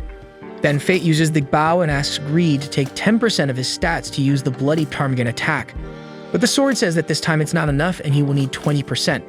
Fate hands over the stats and adds his fireball ability. Then he unleashes his attack, hitting the core of the monster in the sand, creating a massive explosion and defeating the enemy. Gluttony is activated and he gains the sandstorm ability. The group leader thanks Fate for saving them and asks for his name. He replies that he is Cadaver and everyone is impressed by how he managed to do all that with just a sword. Greed says that he doesn't need other equipment like common knights because of his power to steal abilities from enemies and increase his stats. Fate returns to the room and finds Mine just getting out of the bath almost naked. He feels embarrassed, but the girl isn't concerned because he's just a child and says it's his fault for having dirty thoughts.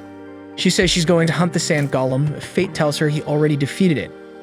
Mine gets angry because she wanted the reward, and Fate says they can split it. When he goes to get his 100 gold coins, Mine asks why he's wearing that silly mask. Fate replies that he defeated the golem as Cadaver, so he needs to receive the reward that way. Then Rudolph appears in the shop and says that now that Cadaver defeated the golem, he must serve him. However, Mine intervenes and says that wouldn't be possible because Fate already belonged to her. Rudolph mocks Mine and says that a little girl like her should be at home sucking her thumb. However, the girl hits the Lord with her axe and throws him far away. Fate grabs Mine and flees from the establishment, asking for a ride from the carriage owner. And so Fate and Mine continue their journey with her eating non-stop along the way. He asks if Mine is sure she doesn't have gluttony, and she explains that her wrath burns a lot of calories. Fate finds it amusing that she eats incessantly and still hasn't developed her physique. The girl gets so irritated with the comment that she grabs her weapon, breaking the cart's wheels. Fate pays for the cart repairs, and when he realizes it, Mine is already walking away without saying a word. He follows her, entering a small village. Everything there is calm, and Greed deduces that the village must have someone strong to protect it from monsters. Fate then notices a castle near the village, and a little further, he encounters a man. Fate asks to speak with the village leader, explaining that he would like to stay for a few days. The man reveals himself as the village chief, Aaron Barbatos. Fate notices from his sword that he is a holy knight and deduces that he is responsible for protecting the place. Aaron says he would like to have a duel with Fate first. Fate uses Identify to see his stats, and Aaron realizes his intention. He mentions Fate's 2 million stats despite being level 1, revealing that he also had the ability to identify even though Fate doesn't know when he used it. They start dueling, but in a few minutes, Fate lets Greed fall to the ground and loses the fight. He thinks this means he won't be able to stay in the village, but Aaron says he actually wants Fate to stay so he can train him. Fate and Greed find this offer a bit suspicious. Aaron explains that Fate doesn't know how to hide, identify, and isn't using the full potential of his other abilities. He deduces that Fate is not accustomed to his strength and says his fighting style may work well against monsters, but is not as effective against humans. Realizing Fate is still thoughtful, Aaron insists, saying he has nothing to lose. Greed finds the situation increasingly suspicious, as there is no reason for him to want to train someone without receiving anything in return. However, Fate thinks that training the Holy Knight is a unique opportunity and decides to accept the man's offer. They introduce themselves, and then Mine appears. Aaron notices that she is an effective warrior, and Fate explains that he found a place for them to stay. The next day, while Mine sleeps, Aaron trains Fate for the first time. He helps the boy correct his posture and loosen up during his strikes, as Fate would be able to use his strength better in a more relaxed state. After some training, Fate starts feeling hungry, and Aaron is surprised that his eyes suddenly turned red. Immediately, Fate starts fighting much better than before. His gluttony helps him move faster, and Fate begins to notice the difference in his training. After spending the whole day training, they decide to continue the next day. When it's time to leave, Fate smells a monster coming from the castle. However, as soon as he enters Aaron's house, he forgets about the smell when he sees that Mine has eaten all the man's food. The girl sleeps deeply, and Fate decides to take the opportunity to scribble on her face as revenge for eating everything alone. Later, Fate sees a picture of Aaron's family and discovers through it that the man has a wife and a son of his age. Meanwhile, Mine wakes up and becomes furious at seeing her face scribbled on. The next day, Aaron asks Fate to defend his blows with a tree branch without letting it break. Initially, Fate thinks it's impossible, but he decides to trust his training. He predicts the angle and trajectory of the sword and, with minimal force, slides the branch along the blade, achieving his goal. Aaron says that now he can use his full potential, and Fate thanks him for the training when Mine appears. She quickly gets back at him by scribbling on his face. Later, the three have dinner at Aaron's house, and Fate comments that they plan to continue the journey the next day. He thanks Aaron for everything he has done for them and hopes Mine will do the same, but the girl is too busy eating to thank him. Fate apologizes for her behavior, and Aaron reassures him, saying there's still plenty of meat and vegetables for them to eat. However, Mine says it doesn't matter to her since everything tastes the same. Greed explains to Fate that losing taste is the price she pays for having wrath. Then Fate notices Aaron staring at the castle and asks what's there. He reveals that the castle belongs to the domains of Hausen, who used to be the king there. 15 years ago, Aaron left the castle on a royal order. But during his absence, the place was attacked and taken over by a crowned beast and its army of skeletons, killing his family. Since then, Hausen belongs to the Genesis of Death, a Lich Lord. Suddenly, Fate's hunger intensifies and he decides to go to the castle to confront the creature and its army. Aaron goes after him and says he will join Fate because it's his chance to confront his past. Mine overhears the conversation and says she can stay to protect the village in their absence, negotiating 50 gold coins for the service. And so the two go to the castle. There, Fate uses his magical arrows combined with the petrifying effect of the sandstorm to hit the guarding skeletons, and Aaron is impressed with the boy's skills. After fighting all the skeletons at the castle entrance, the two move forward. They climb to the second floor, realizing it's probably a trap. They're surprised to see that the castle workers are fine, as if nothing had happened. Aaron's family is also there, greeting him, welcoming him, and asking about his journey. Fate asks Greed what's happening, and she explains that it's an illusion by the Lich. Although they appear this way, all those people no longer have life. Aaron's son asks if he brought a gift from his journey. The man goes to get the present, but it's just an attempt for his son to strike him with his sword.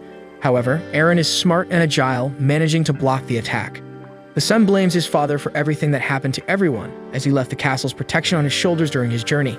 Fate thinks about ending the illusion with his black scythe, but Greed explains that although the weapon could indeed end the illusion, it would also defeat all the people along with it, and the souls devoured by gluttony would live forever, confined to an endless hell.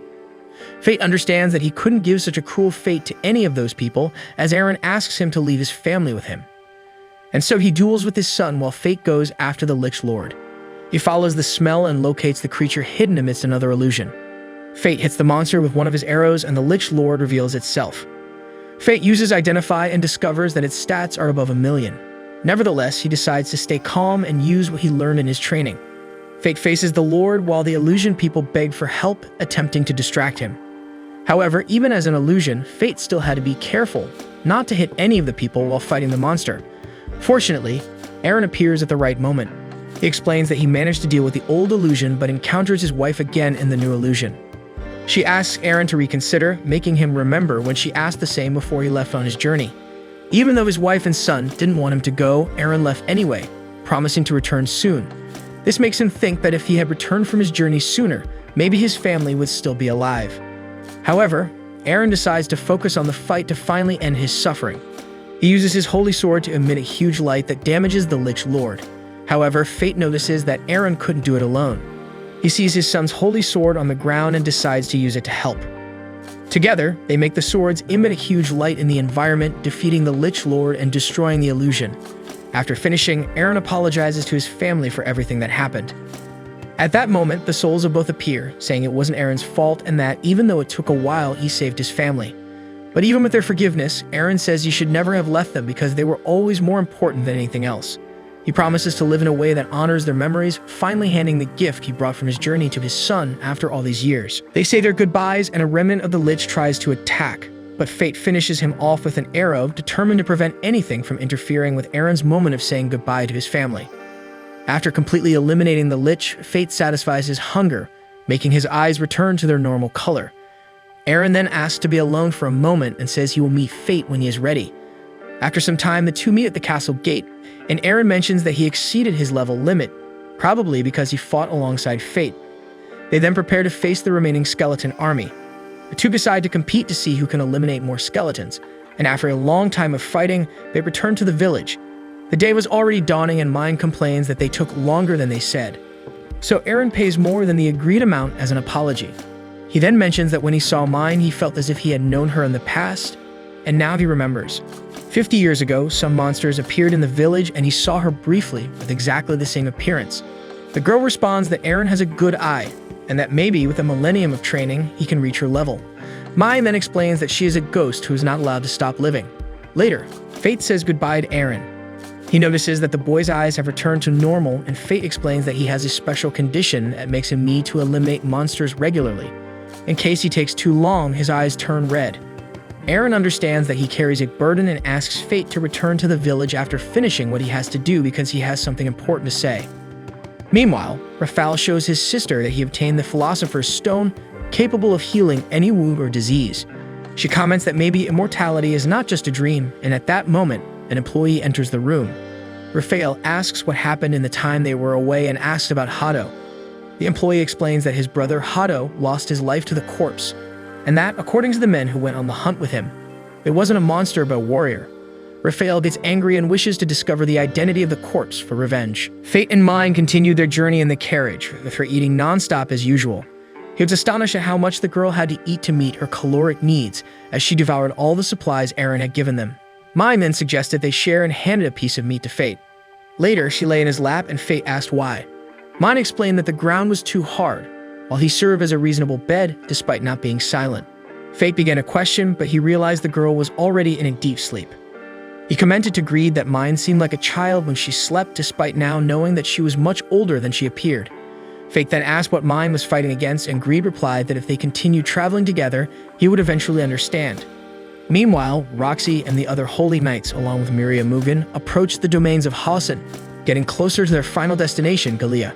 They spotted the castle, and Roxy remembered that the night Aaron used to live there until it was taken over by the Lich Lord.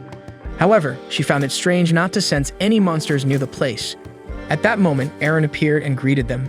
Mugen expressed his honor at meeting the master swordsman and leader of the Barbados family. Roxy began to introduce herself, but Aaron indicated that he already knew her name. He explained that he was an old friend of her parents, and they had asked him to choose their daughter's name. In other words, Aaron had chosen Roxy's name. Her parents had never mentioned this, and Mugen found it incredible that a hero like Aaron had chosen Roxy's name. However, Aaron corrected, stating that he was a former hero, having retired after losing the people he wanted to protect, feeling he had no more reasons to fight. Aaron then revealed that he defeated the crowned monster with the help of a warrior who had already left. Roxy asked for the warrior's name to report the defeat of the Lich Lord of Hassan to the capital. Still, Aaron explained that he couldn't reveal the warrior's identity, as it was the warrior's request. Understanding the situation, Roxy prepared to continue her journey. Before leaving, Aaron asked if she was heading to Gallia. Roxy confirmed, and he explained that he guessed it because there was no other reason for such a young holy knight to go to Hassan's domains. He deduced that the Vlerick siblings had sent her to Gallia, Understanding that the girl had been manipulated, as the Hearts and the Barbados, his and Roxy's families were always a problem for other knights. Roxy stated that she would do everything to protect her people, inheriting her father's dream. This revelation shocked Aaron, as he didn't know that his old friend was no longer among them. Aaron then decided to train her to prepare Roxy for the dangers of Gilead, and she was grateful for the offer. While Mugen and Miria worked together with others on the castle's ruins, Aaron trained Roxy to become a stronger knight. He mentioned seeing her father Mason's teachings and her posture and gaze during the fight. Despite being skilled, Roxy expressed her desire to become even better to protect everyone. Meanwhile, Fate and Mine continued their journey on foot. They reached an abandoned place, and Mine mentioned that she was born there but was taken to the imperial capital, so she didn't have many memories of the place. Fate found Mine's origins strange since Gilead had collapsed 4,000 years ago. A bit further, they spotted a monster cocoon, and Fate asked Greed what kind of creature it was. The sword replied that it was a chimera, a biological weapon tested by Gilead's army in the past, where they used a receptacle for the monsters. Mine then told Fate to repay his debt to her by helping face the creature inside the receptacle. He used his identification ability to check the monster's stats, discovering that the chimera's name was Haniel. However, the part showing the opponent's abilities was giving an error, as Greed explained that the monster's abilities had been mixed, making them unstable. Nevertheless, Mine insisted that they could defeat the chimera if they fought together since it was still in a larval state. Fate asked what he needed to do to defeat it, and Mine explained that as long as the chimera had its soul, it wouldn't be defeated, even if they damaged its body. Therefore, Fate needed to use Greed to devour its soul. The battle began with Mine hitting the cocoon to make the chimera rise. Fate was startled to see a person in the creature's chest, noticing that the girl had red eyes like him and Mine. Greed advised him to avert his gaze, as staring at the chimera would be intimidating, causing him to be too afraid to fight. Fate asked who the person was, and Mine explained that she was the core of the creature and their target. He thought he couldn't harm the girl, as everyone devoured by Greed suffered eternal torment, but Mine assured him that she was nothing more than a monster. Moreover, there was no other way to defeat the chimera. Later, the creature cast a spell, creating a wave of lava. They escaped the attack, and Greed noted that the black scythe wouldn't be able to block all the lava. Mine used her own weapon, Sloth, to make the lava return and hit the chimera. She attacked the creature while Fate shot magic petrification arrows. Although pleased to immobilize his opponent, Fate realized too soon that the chimera could regenerate. Greed explained that creatures like her were unsupported weapons capable of fighting endlessly. Fate wondered how they would defeat such a powerful monster when he noticed Mine's attacks becoming stronger. Greed clarified that Sloth became heavier and more powerful with use, despite the risk of hindering its owner's agility in the process. The girl inside the chimera screamed, and the creature underwent a metamorphosis, gaining 2 pairs of wings. Mine told Fate to stay behind her, triggering his memory of Roxy asking the same of him. Fate questioned if he could really protect Roxy and recalled his desire to be the one with power. Determined, he considered a drastic decision, deciding to use his semi-state of hunger to become stronger. Mine reminded Fate that if he went too far, he could lose control and be consumed by Greed. Despite the danger, Fate was willing to take the risk. He activated the power of Greed, and while struggling to resist hunger and maintain control, Mine protected them from the chimera's attack. The girl then explained to Fate that the creature used its exploding feathers as a weapon. So Fate hatches a plan. He shoots an arrow along with a sandstorm, and after petrifying his opponent, Mine activates Sloth and launches an attack, causing an explosion on the spot. However, even with his plan succeeding, the core girl was still alive. Fate then attacks with his black sight, but fails to achieve any results. Greed says he needs to see the mana flow to aim at the weakest part.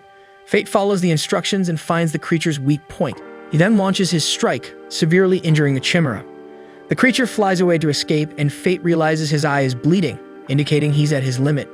Mine asks Fate to get on Sloth so she can launch him into the sky before the monster can recover. And so Fate is thrown into the air, and Greed delivers some good news. He can use his level 2 secret technique, sacrificing 20% of his stats. Fate accepts the terms of his sword and obtains an even more powerful scythe. Later, still following Greed's instructions, he aims at the girl's chest, as it is the center of the mana. However, she realizes she is about to be defeated and starts to catch fire to take Fate down with her. Nevertheless, he doesn't hesitate to attack, determined to satisfy his gluttony before being burned. Fate then hits the girl's chest, finally defeating the chimera. But as he does so, he has a vision of a man in a lab coat with several children, and thinks that must be his telepathy activated when he touched the girl. In the vision, Fate sees Mine as a child hugging her. Then he consumes the girl's life, satisfying Greed and eliminating his hunger. But he realizes that instead of feeling the usual satisfaction, he is experiencing a sadness squeezing his heart. Greed says that reaction is expected, as Fate can't be happy defeating one of his own. He doesn't understand what his sword meant and asks Mine if she knew the girl. Mine explains that she forgot what happened in her past, but as the girl became a chimera, there was no other option but to end her life, or else more people would suffer. So Fate decides to ask a favor of Mine. He says that if he ever loses control of his gluttony and becomes dangerous, he wants her to end him because Mine is the only one capable of doing that. The girl hugs Fate and promises that when that happens, she will do what is necessary. Later, Fate prepares to continue his journey but discovers he will part ways with Mine as she has other things to do. However, the girl says she feels Fate will lose his life before they meet again because after defeating the Chimera, he gave the rest of his stats to Greed to reach its 3rd level, allowing her to transform into a magical shield. Mine says resetting his stats to reach a new level in Gulia so quickly was foolish, and Fate tries to convince the girl to stay with him until he recovers his stats. But it's in vain, and he continues his journey alone. Later, Fate arrives in Babylon, the protective city between the kingdom and Galia. He sees walls made of adamantium alloy, holding strong for millennia against monster attacks. Then Fate starts walking south, but Greed says there's only a gate to the north in Babylon because Gulia was to the south, and there was no reason to build an entrance for monsters to invade the city. Fate notices that Greed knows a lot about the place, and she explains that it's thanks to her previous wielder, who, like Fate, also had one of the 7 deadly sins abilities but ended up losing his life, a common fate for humans. Greed says that people are mortal beings and will certainly die at some point, while she, like all the weapons of the 7 deadly sins, cannot be destroyed, so she knows well the burden of living eternally, always having to say goodbye to someone. After that, Fate enters the city of Babylon and looks for something to eat, but is shocked by the prices. The meat there costs 5 times more than in the capital because the workers have to bring things to the city. At that moment, one of the Holy Knights informs everyone that the new lord is arriving. Fate is excited to finally see Roxy again and quickly hides his identity with a mask. All the residents welcome Roxy, and Fate tries to act without drawing attention. Suddenly, he hears a suspicious comment from a girl behind him, but when he turns around, he sees no one. The mysterious Holy Knight moves away from the crowd, happy that her plan is going well and determined to end Roxy. Later on, several warriors gather in the city of Babylon, including well-trained combat mercenaries, ex-Holy Knights, as well as people who don't like them, and Fate realizes that they need all the help they can get to face the monsters, making it the perfect place for him. Afterwards, the knight who announced Roxy's arrival introduces himself to her, saying his name is Northern Alistair. He mentions that it is an honor to serve the heir of one of the 5 great families. Northern has taken on the responsibility of Babylon's security after Mason's death, Roxy's father. He expresses regret for not being able to protect Mason despite serving by his side when he lost his life. Roxy, however, understands Northern and states that she is there to follow in her father's footsteps so they can protect the people of Galia together. Meanwhile, Fate calculates the expenses he will have for lodging and food in Babylon, realizing it will be costly. To make matters worse, as he passes by a tool shop, Greed insists that the display sheath was calling out to her. Fate tries to refuse, citing budget constraints, but the sword insists, reminding him that he can always earn money through monster hunting. Next, a shop owner appears to see if Fate needs anything and starts assessing his clothes. Excited to see the burn marks on his cape from damage stronger than a fireball, the shop owner declares his ability to trust Fate's judgment. Greed comments that the guy has a good eye for details and they can rely on his work.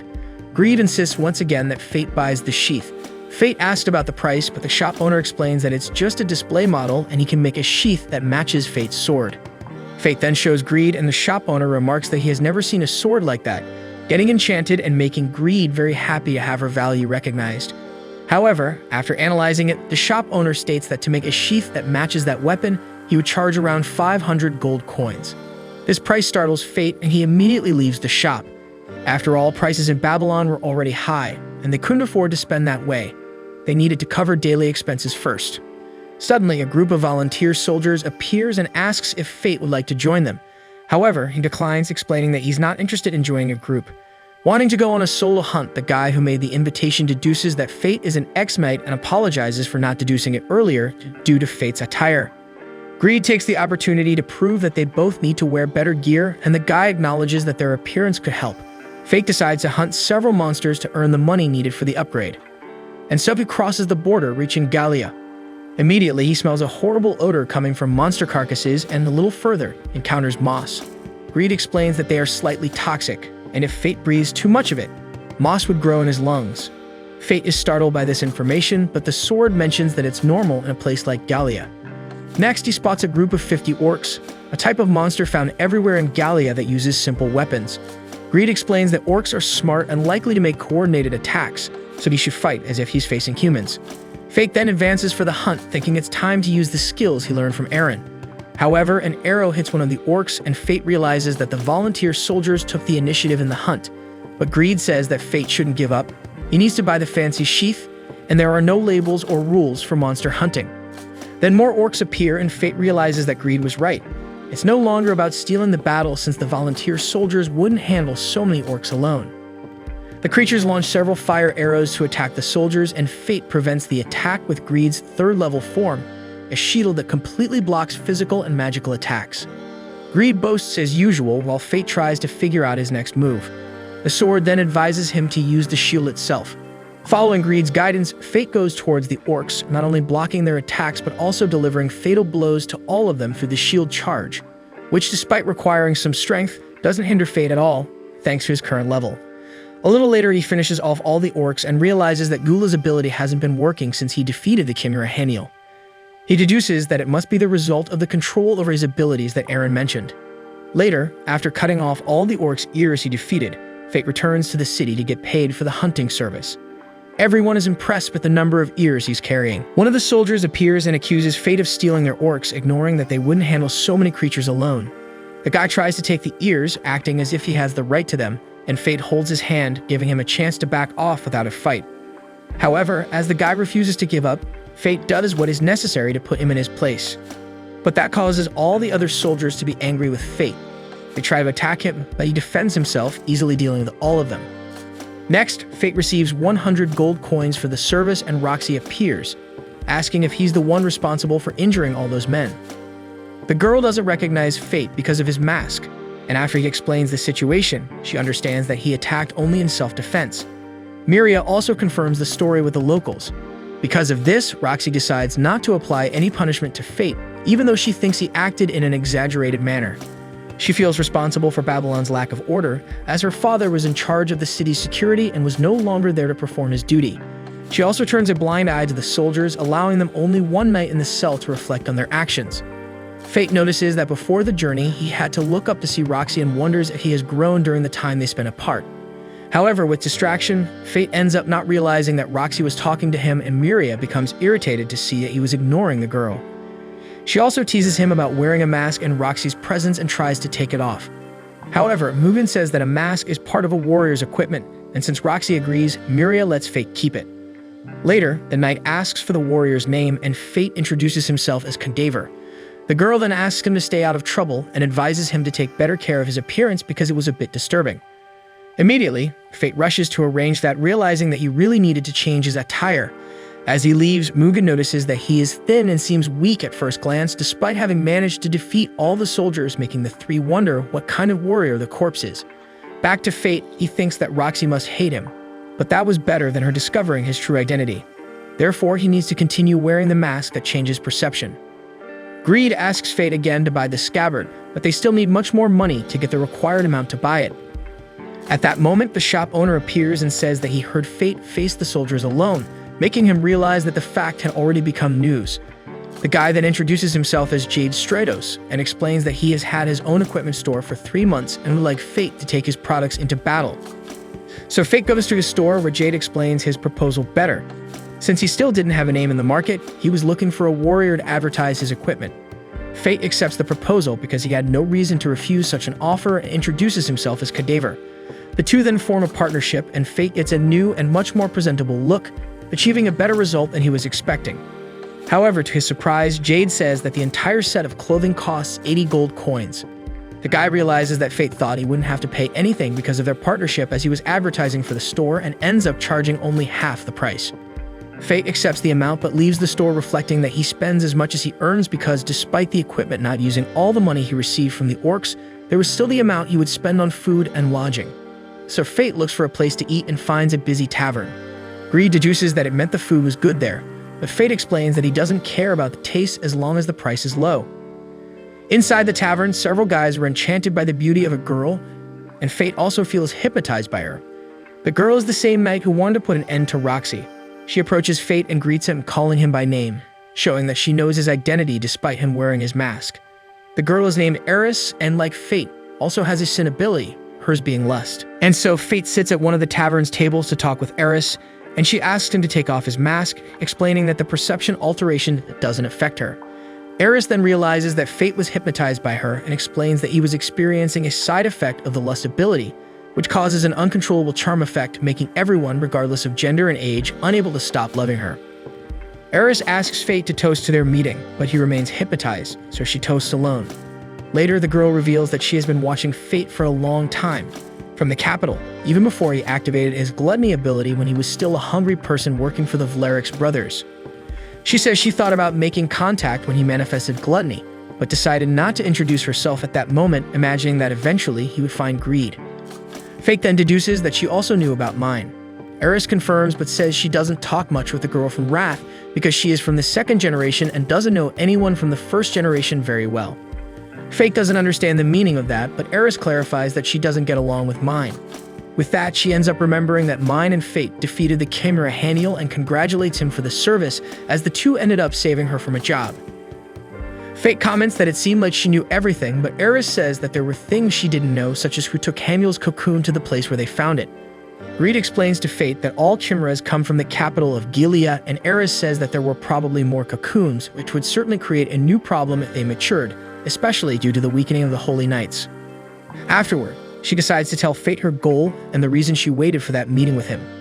The girl says that besides having a sin ability, she was also a guardian of the kingdom and therefore prioritizes the kingdom's affairs above all else.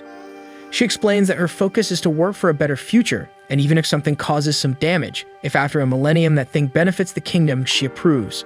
Fate asks where the girl is getting at, and she finally reveals that her current goal is to bring about the end of Roxy. While the two were talking, Roxy and Northern were about to go to a small monster stampede in the east of Gilead. At that moment, Fate becomes super irritated and knocks over his drink by hitting the table. Eris then decides to explain her motives better.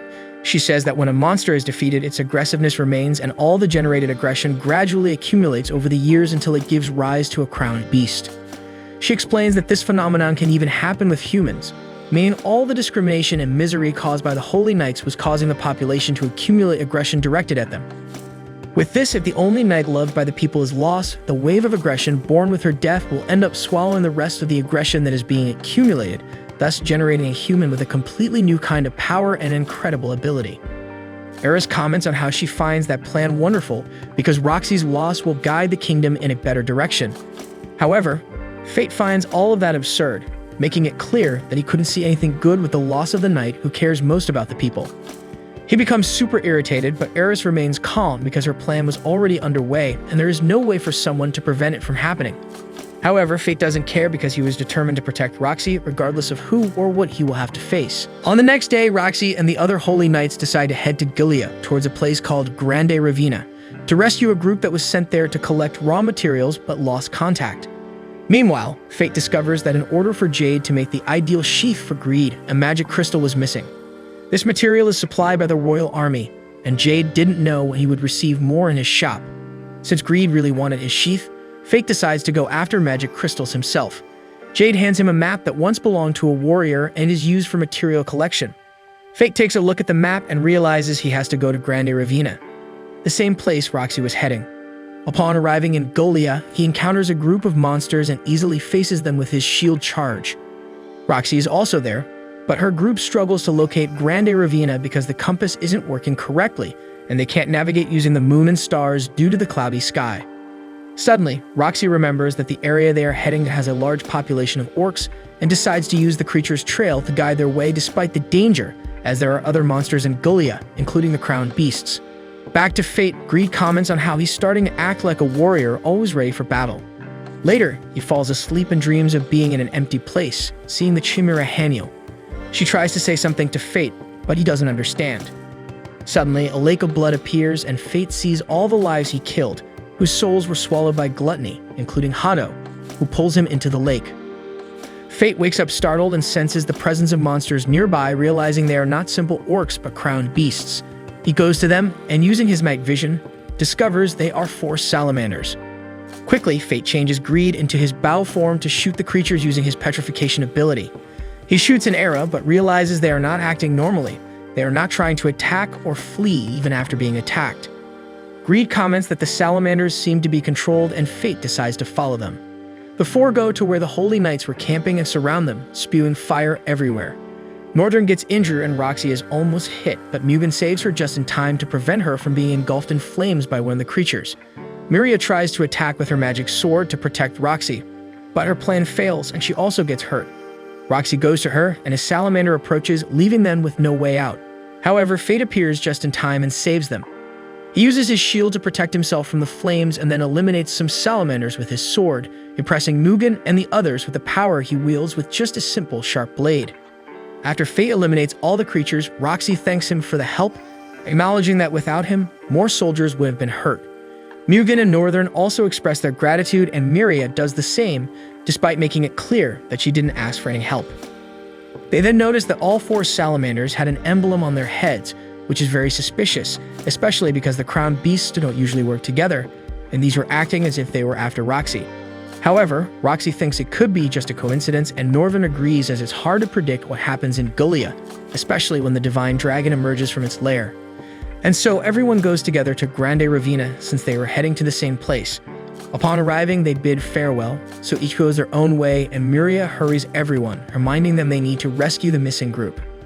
Roxy then extends her hand to bid farewell to Fate, but he hesitates because he doesn't want to touch her to avoid activating his telepathy ability. Jealous, Miria grabs his hand to prevent Fate from holding Roxy's hand, thinking she should be the one to protect the Holy Knight and viewing Fate as a nuisance. He reads her thoughts with his telepathy and finishes, saying goodbye to the group while Greed laughs at the fact that Miria called him a nuisance in her mind. Later, Fate continues his path, reaching a place in Gulia that for some mysterious reason has pure air, as if the place is being purified somehow. He continues and encounters various petrified monsters, making the place look like a cemetery of creatures. Suddenly, Fate sees an image of himself petrified and gets scared, but realizes it was just his imagination. He then begins searching for magic crystals, remembering that Jade explained they are transparent and colorless but emit a faint purple glow. However, despite his search, Fate can't find anything that matches the description. Next, he notices a girl a little further ahead and realizes it's Eris. He tries to follow her but ends up losing sight of her.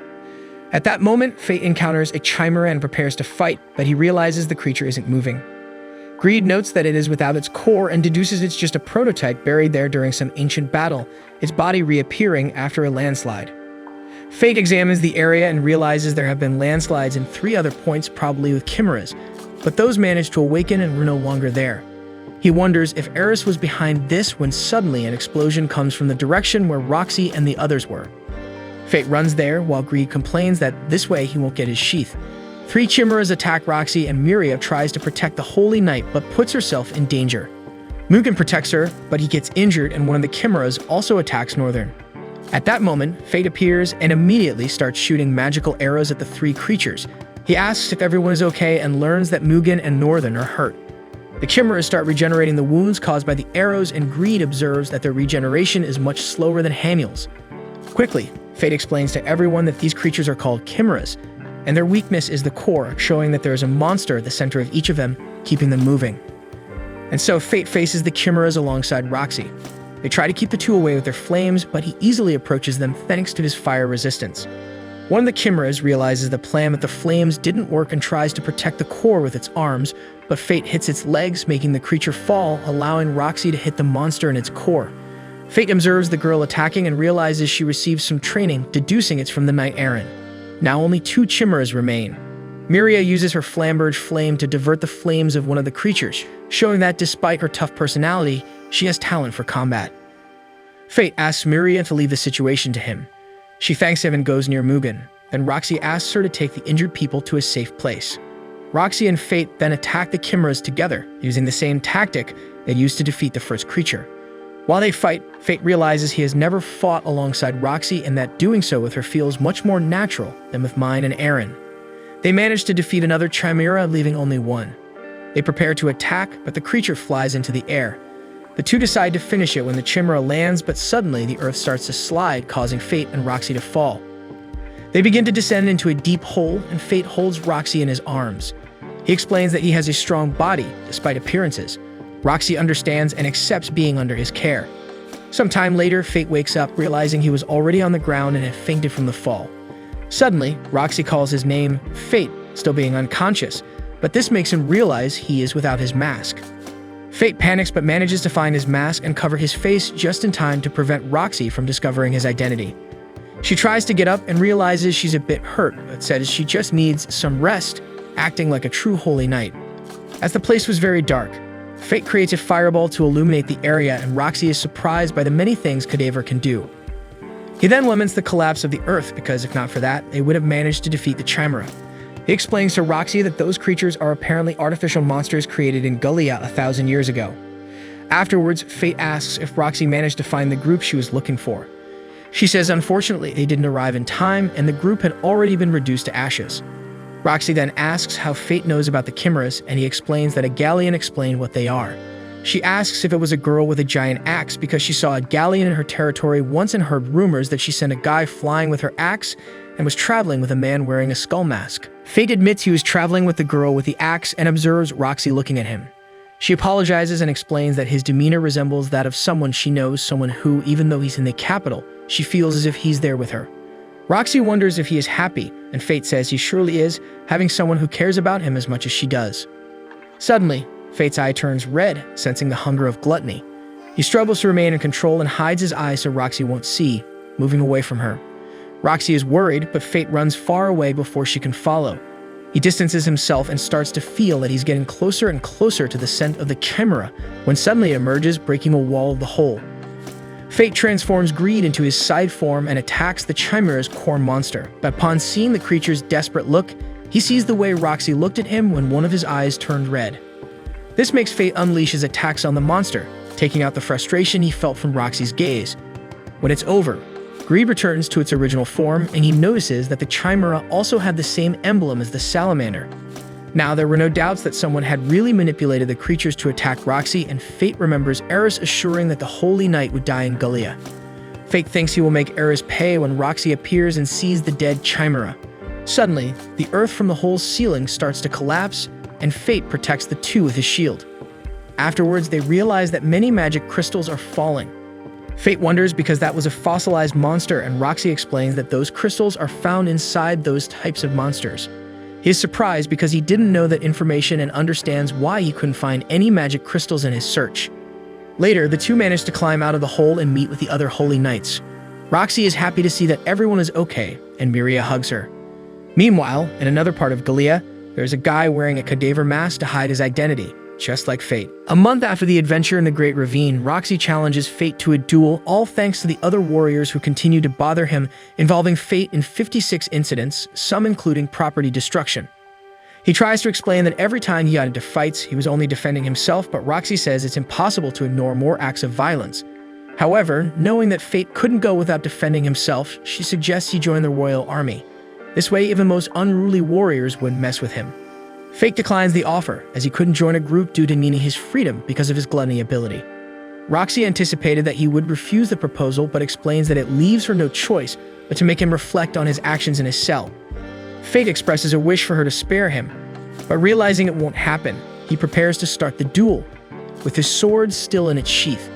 Roxy is surprised that Fate doesn't unsheath it for the duel, and makes it clear she won't go easy. Fate explains that the sheath is special and he'll fight with it.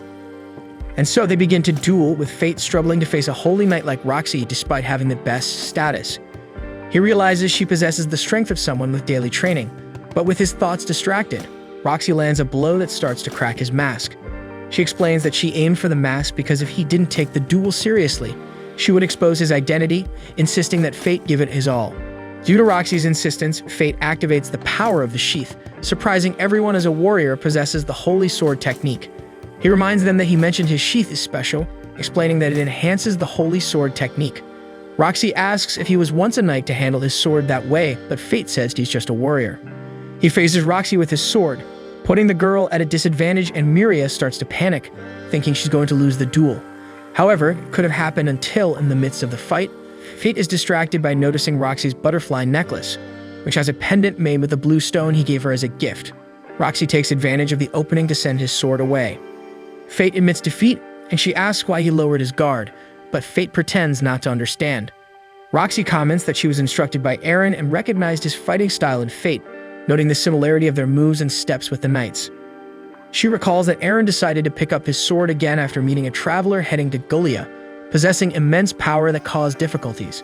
Fate realizes Roxy was concerned about him and reminds her that even if he was the traveler Aaron mentioned, she should focus on protecting Gulia. And so they leave, and Fate thinks she is so kind that she was worried about him, even with her life at risk in that place. Suddenly, Mugen appears and interrupts his thoughts, saying he's impressed with the duel as Fate faced a holy knight, stating it's no wonder he can defeat a chimera. Fate mentions that the creature was being controlled by someone, and Mugen seems to believe the same, as they had the same emblem as the salamanders. Fate wonders if it's Eris is doing, and Mugen comments that whoever orchestrated the situation was clever to put a monster at the core of the chimeras, showing some understanding of the matter. He explains that his family studied Gallian technology lost for generations, and like his late father, his daughter, Rain, is talented and studious. Fate suggests that Mugen ask her to examine the chimeras, since they are artificial monsters made with Gallian technology. However, Mugen thinks Fate suggested it to get to know Rain due to some interest and acts like a jealous father. Meanwhile, Rain studies in her laboratory, and the scientist tells her about Raphael Vlerick locking himself in his room to study the philosopher's stone he obtained in a research trip to Tenburn. She checks a book and observes that the philosopher's stone supposedly can heal any wound and grant its owner great strength. But in return, it dominates the mind and body of the owner. The price for using the stone is mental control. Back to Fate. Lying on his bed, he remembers Mind warning him before they separated that he could only face the powerful Dragon of Gilead if he achieved E-rank mastery. Mind cautioned Fate to be careful because if he pushed too hard, the gluttony ability would dominate him, making him lose control. Fate wonders how he could achieve E-rank mastery when suddenly, an alarm sounds to warn everyone of a nearby monster stampede. Northern informs Roxy about the event, and she decides to go with the royal army to Gulia, chasing the monsters. Fate checks what's happening and realizes it's the Death March, but thinks that if that's all, Roxy and the others can handle it. However, as a precaution, he activates his half-hunger state to analyze the situation better and prepare to act if necessary. Greed notices that Fate is getting much better control over gluttony and helps him locate a huge monster moving quickly underground, heading towards the royal army. Quickly, Fate decides to take action as Roxy and the others were focused on the March of Death and would be caught completely off guard by the creature. He prepares to shoot an arrow and uses greed to amplify the shot, aiming to achieve double the range through a technique Fate can only perform when in a state of partial hunger called Charge Shot Spiral. With this, the arrow reaches a sufficient range to sink into the ground and hit the target. Thus, the creature, an Omega slime, emerges from beneath the earth, and he notices that the monster bears the same emblem as the chimeras and salamanders. Next, Fate leaps toward it without thinking, realizing how he has changed, as his former self would never have jumped from such a height. Afterwards, Fate uses his identification ability to view the slime's stats, discovering it to be a crowned beast with resistance, mana, and motivation surpassing 10 million, a monster that would even put a holy knight at a disadvantage. Suddenly, the slime attacks Fate with an acid rain, but he quickly changes Greed into its shield form to protect himself.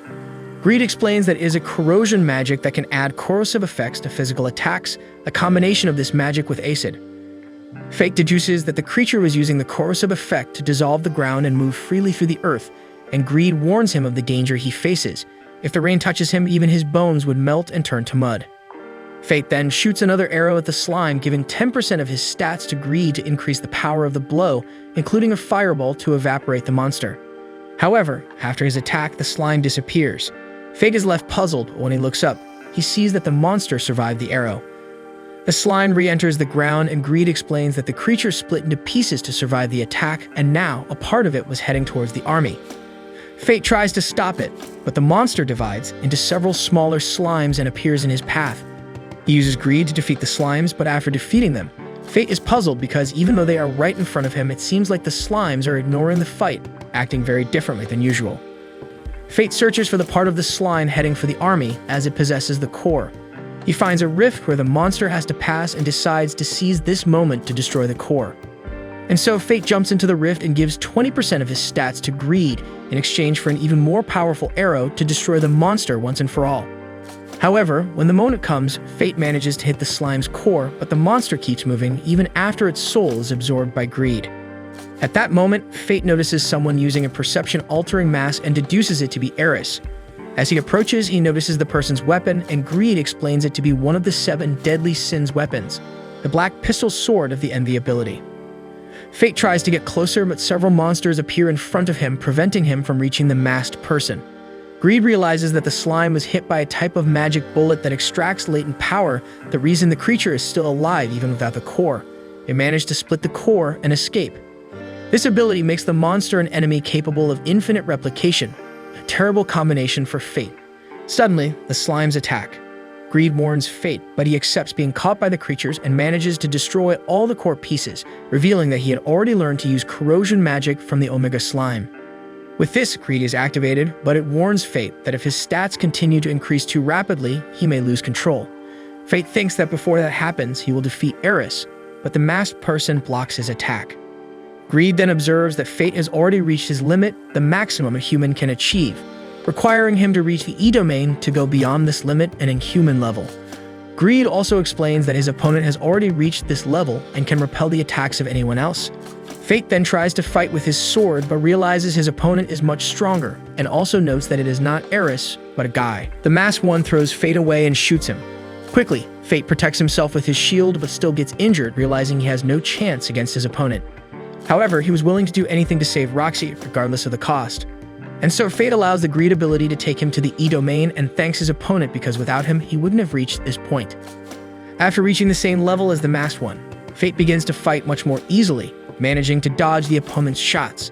He releases a smoke curtain and approaches, managing to cut the guy's mask, revealing his true identity, and Roxy is surprised to see that it is Northern. He says he's not as soft as Eris and takes out a flute that, when played, attracts the divine dragon, the most feared creature in Gullia. Fate runs to the dragon to try to stop it from reaching Roxy, while his opponent tries to delay him as much as possible with shots and slimes. Roxy and the royal army were facing several monsters when suddenly everyone panics at the sight of the divine dragon. Mugen orders them to retreat, but Roxy stands firm and asks to gain strength from her father. However, the creature launches a giant attack in her direction, leaving the girl paralyzed with fear. Fortunately, Fate arrives in time and protects Roxy with his shield. The dragon continues to attack, and the power of its magic is so strong that it begins to destroy Fate's mask, even with the shield's protection. And so his mask breaks, revealing his identity, and Roxy realizes that the corpse next to her all this time was indeed Fate. After Roxy makes this discovery, she notices that his eyes were red. Fate apologizes for lying to her all that time and thanks her for everything she did for him. Next, Fate explains that he will buy her some time to escape before the divine dragon returns, and before Roxy can say anything, he goes to face the winged creature, leaving the girl alone. She becomes worried about Fate and tries to call out to him, but he continues forward until he meets the dragon and Northern, who is controlling the dragon. Fate activates a greed power that immobilizes the dragon, allowing him to face Northern without interruptions.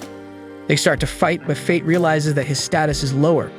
Then Northern explains that by forcing entry into Domain E, Fate reached almost his limit in addition to expending strength to maintain the dragon's immobilization. To make matters worse, Northern says that he is not using his full capacity in the fight, highlighting Fate's disadvantage even more. Greed asks Fate not to let his opponent get away, but Northern realizes with his attacks that he can't go far and deduces that it's because he needs to stay close to the dragon to maintain his immobilization technique.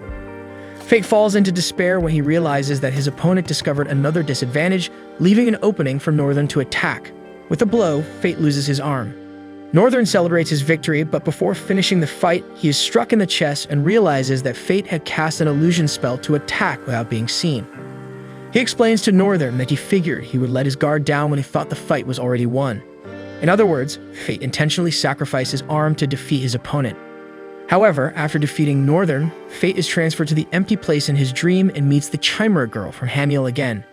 She introduces herself as Luna, thanks him for taking her life, saying it was better that way. However, she apologizes for no longer being able to control Greed. At that moment, the ground begins to crack and Fate sees all the creatures he has eliminated, understanding that Luna managed to calm his ability so it wouldn't run out of control. Unfortunately, she explains that she can no longer help because if Greed devours the divine dragon, he will lose control of himself. Suddenly, the ground breaks and Fate begins to fall, but a man holds him, and the boy recognizes the voice of Greed. The man says he found it strange that Fate suddenly went quiet and suspected that he went to that place. Greed then pulls Fate up and explains that they are running out of time, so they need to go quickly to face the dragon. The entire place starts to crumble and Fate thanks Luna for her help, but explains that he cannot let the divine dragon roam freely without its master. Afterward, Fate returns to Gilia and asks Greed if he used to be a person, but the sword explains that it was just a temporary form. At that moment, the paralysis of the dragon ends and Fate prepares to face the giant and furious winged creature. Greed asks what his plan is since it's difficult to use a shield or bow with only one arm, but the boy responds by throwing his weapon at the dragon. Then he attacks the creature with a punch and retrieves his sword, which complains about being thrown without any warning. Afterward, Fate analyzes the dragon's stats and realizes that he has a significant advantage, but Greed advises him not to trust numbers. And so Fate begins to land several blows on the opponent, making the creature fall and try to defend itself by spitting fire. He cuts open the flames with the sword and manages to put an end to the powerful divine dragon. However, after Greed devours its soul, Fate begins to spit blood and realizes that he is on the verge of losing control. He worries because if this happens at that moment, he will become an even greater threat than the dragon. So Fate transfers his stats to Greed, causing the sword to level up, reducing his stats in an attempt to minimize the damage he would cause by losing control. Then Fate falls to the ground, but at that moment, Mine appears. She comments that she did not expect that day to come so soon and reminds him that she warned him that if he overloaded, his ability would lose control. Fate apologizes and tells her to end his life. The girl says she will keep her promise and prepares to strike his head. Fate prepares for his end, but just as Mine is about to hit him, Roxy appears and pulls him out of the way of the blow. She asks what Fate was trying to do, but he avoids her gaze because he doesn't want the knight to see him in that way. Roxy starts crying and says that no matter the power Fate has, he is still the same. At that moment, Fate realizes that the Greed ability was calming down and returning to control. His eyes return to normal and Roxy extends her hand, telling them to return to Babylon. This makes him remember the other time she saved him. He takes her hand while thinking about how he was afraid Roxy would hate him after discovering the truth about Greed, but even after learning everything, she still accepted him the same way. So Fate realizes that despite him constantly saying he wanted to save her, in reality, he wanted her to save him. Soon after, the boy faints in Roxy's lap. Mine realizes her friend is now under control and leaves as Fate had found his support. Sometime later, he wakes up and realizes he's in the inn's room. Additionally, his arm wound is bandaged. Fate looks out the window, noticing it's already evening, wondering how long he slept. At that moment, Eris appears and explains he slept for an entire week. The girl, along with Mine, returns Greed to him. Fate notices the sword is quite dirty, and Eris explains they had to go to the center of Gilead to retrieve the weapon, deducing that a monster must have taken it there. Greed comments that he thought he'd never return, and Fate complains to Mine for forgetting his sword. She reveals she was busy dealing with Envy, the black sword gun, one of the weapons of the capital sin, explaining she was controlling Northern like a puppet. Fate asks if Greed was aware of that, but the sword explains it had no idea Envy could use mind control, but says it's not surprised. Eris then comments that they couldn't ignore such a danger because it would be a big problem if Envy found a vessel like Northern. Fate asks if they destroyed the sword, but Mine explains that the weapons of the capital sin cannot be destroyed and tells him she threw Envy with force to the other side of Gilead, leaving Fate disappointed with the most stupid solution possible. Next, Eris changes the subject, stating that he proved his potential after defeating the divine dragon and they needed his help. She explains that the plan to create a crowned human with Roxy's loss failed, but before Eris continues, Fate asks her to swear never to go after Roxy again, making it clear he'll only listen after she promises. Eris promises and admits that the plan was actually Envy's idea, confessing she was foolish to agree with it. However, she explains that with the departure of the divine dragon, the country will enter a new era and they need his help for what comes next, something only those with abilities of the capital sin should handle. Fate doesn't understand what the two of them want from him, but he agrees to help since he was born with the ability of gluttony. Thinking there must be a reason for it, he would like to know what it is. Eris explains that first they have to regenerate his arm, which surprises Fate because he had never heard of magic that could do such a thing. Later, the girl tells them to leave before Roxy returns because it's currently dangerous for him to be near the Holy Night, noting that gluttony only stirred at the mention of her. Fate realizes Eris is right and agrees to leave without saying goodbye to Roxy. Later, Mugen and Emiria train together, the girl distracting him to win when Roxy appears. She immediately leaves the fight to follow the Holy Night. Roxy explains she's leaving and asks Emiria to take care of things while she's away. The girl promises to handle everything, but is irritated because she knew Roxy was going to see Fate again. Meanwhile, Roxy goes through a market and decides to bring grapes to the boy. However, when she arrives in the room, she doesn't find anyone and becomes worried that he has disappeared. Later, Roxy finds a letter. In it, Fate apologizes for leaving without saying goodbye and for never telling her about his gluttony ability. He also explains that although he has to leave, he will come back and ask her to take care until then. Roxy finishes reading the letter and thinks about how brave Fate is for fighting alone. In a flashback, it is shown how they met. Roxy was walking through the capital when she encountered the boy.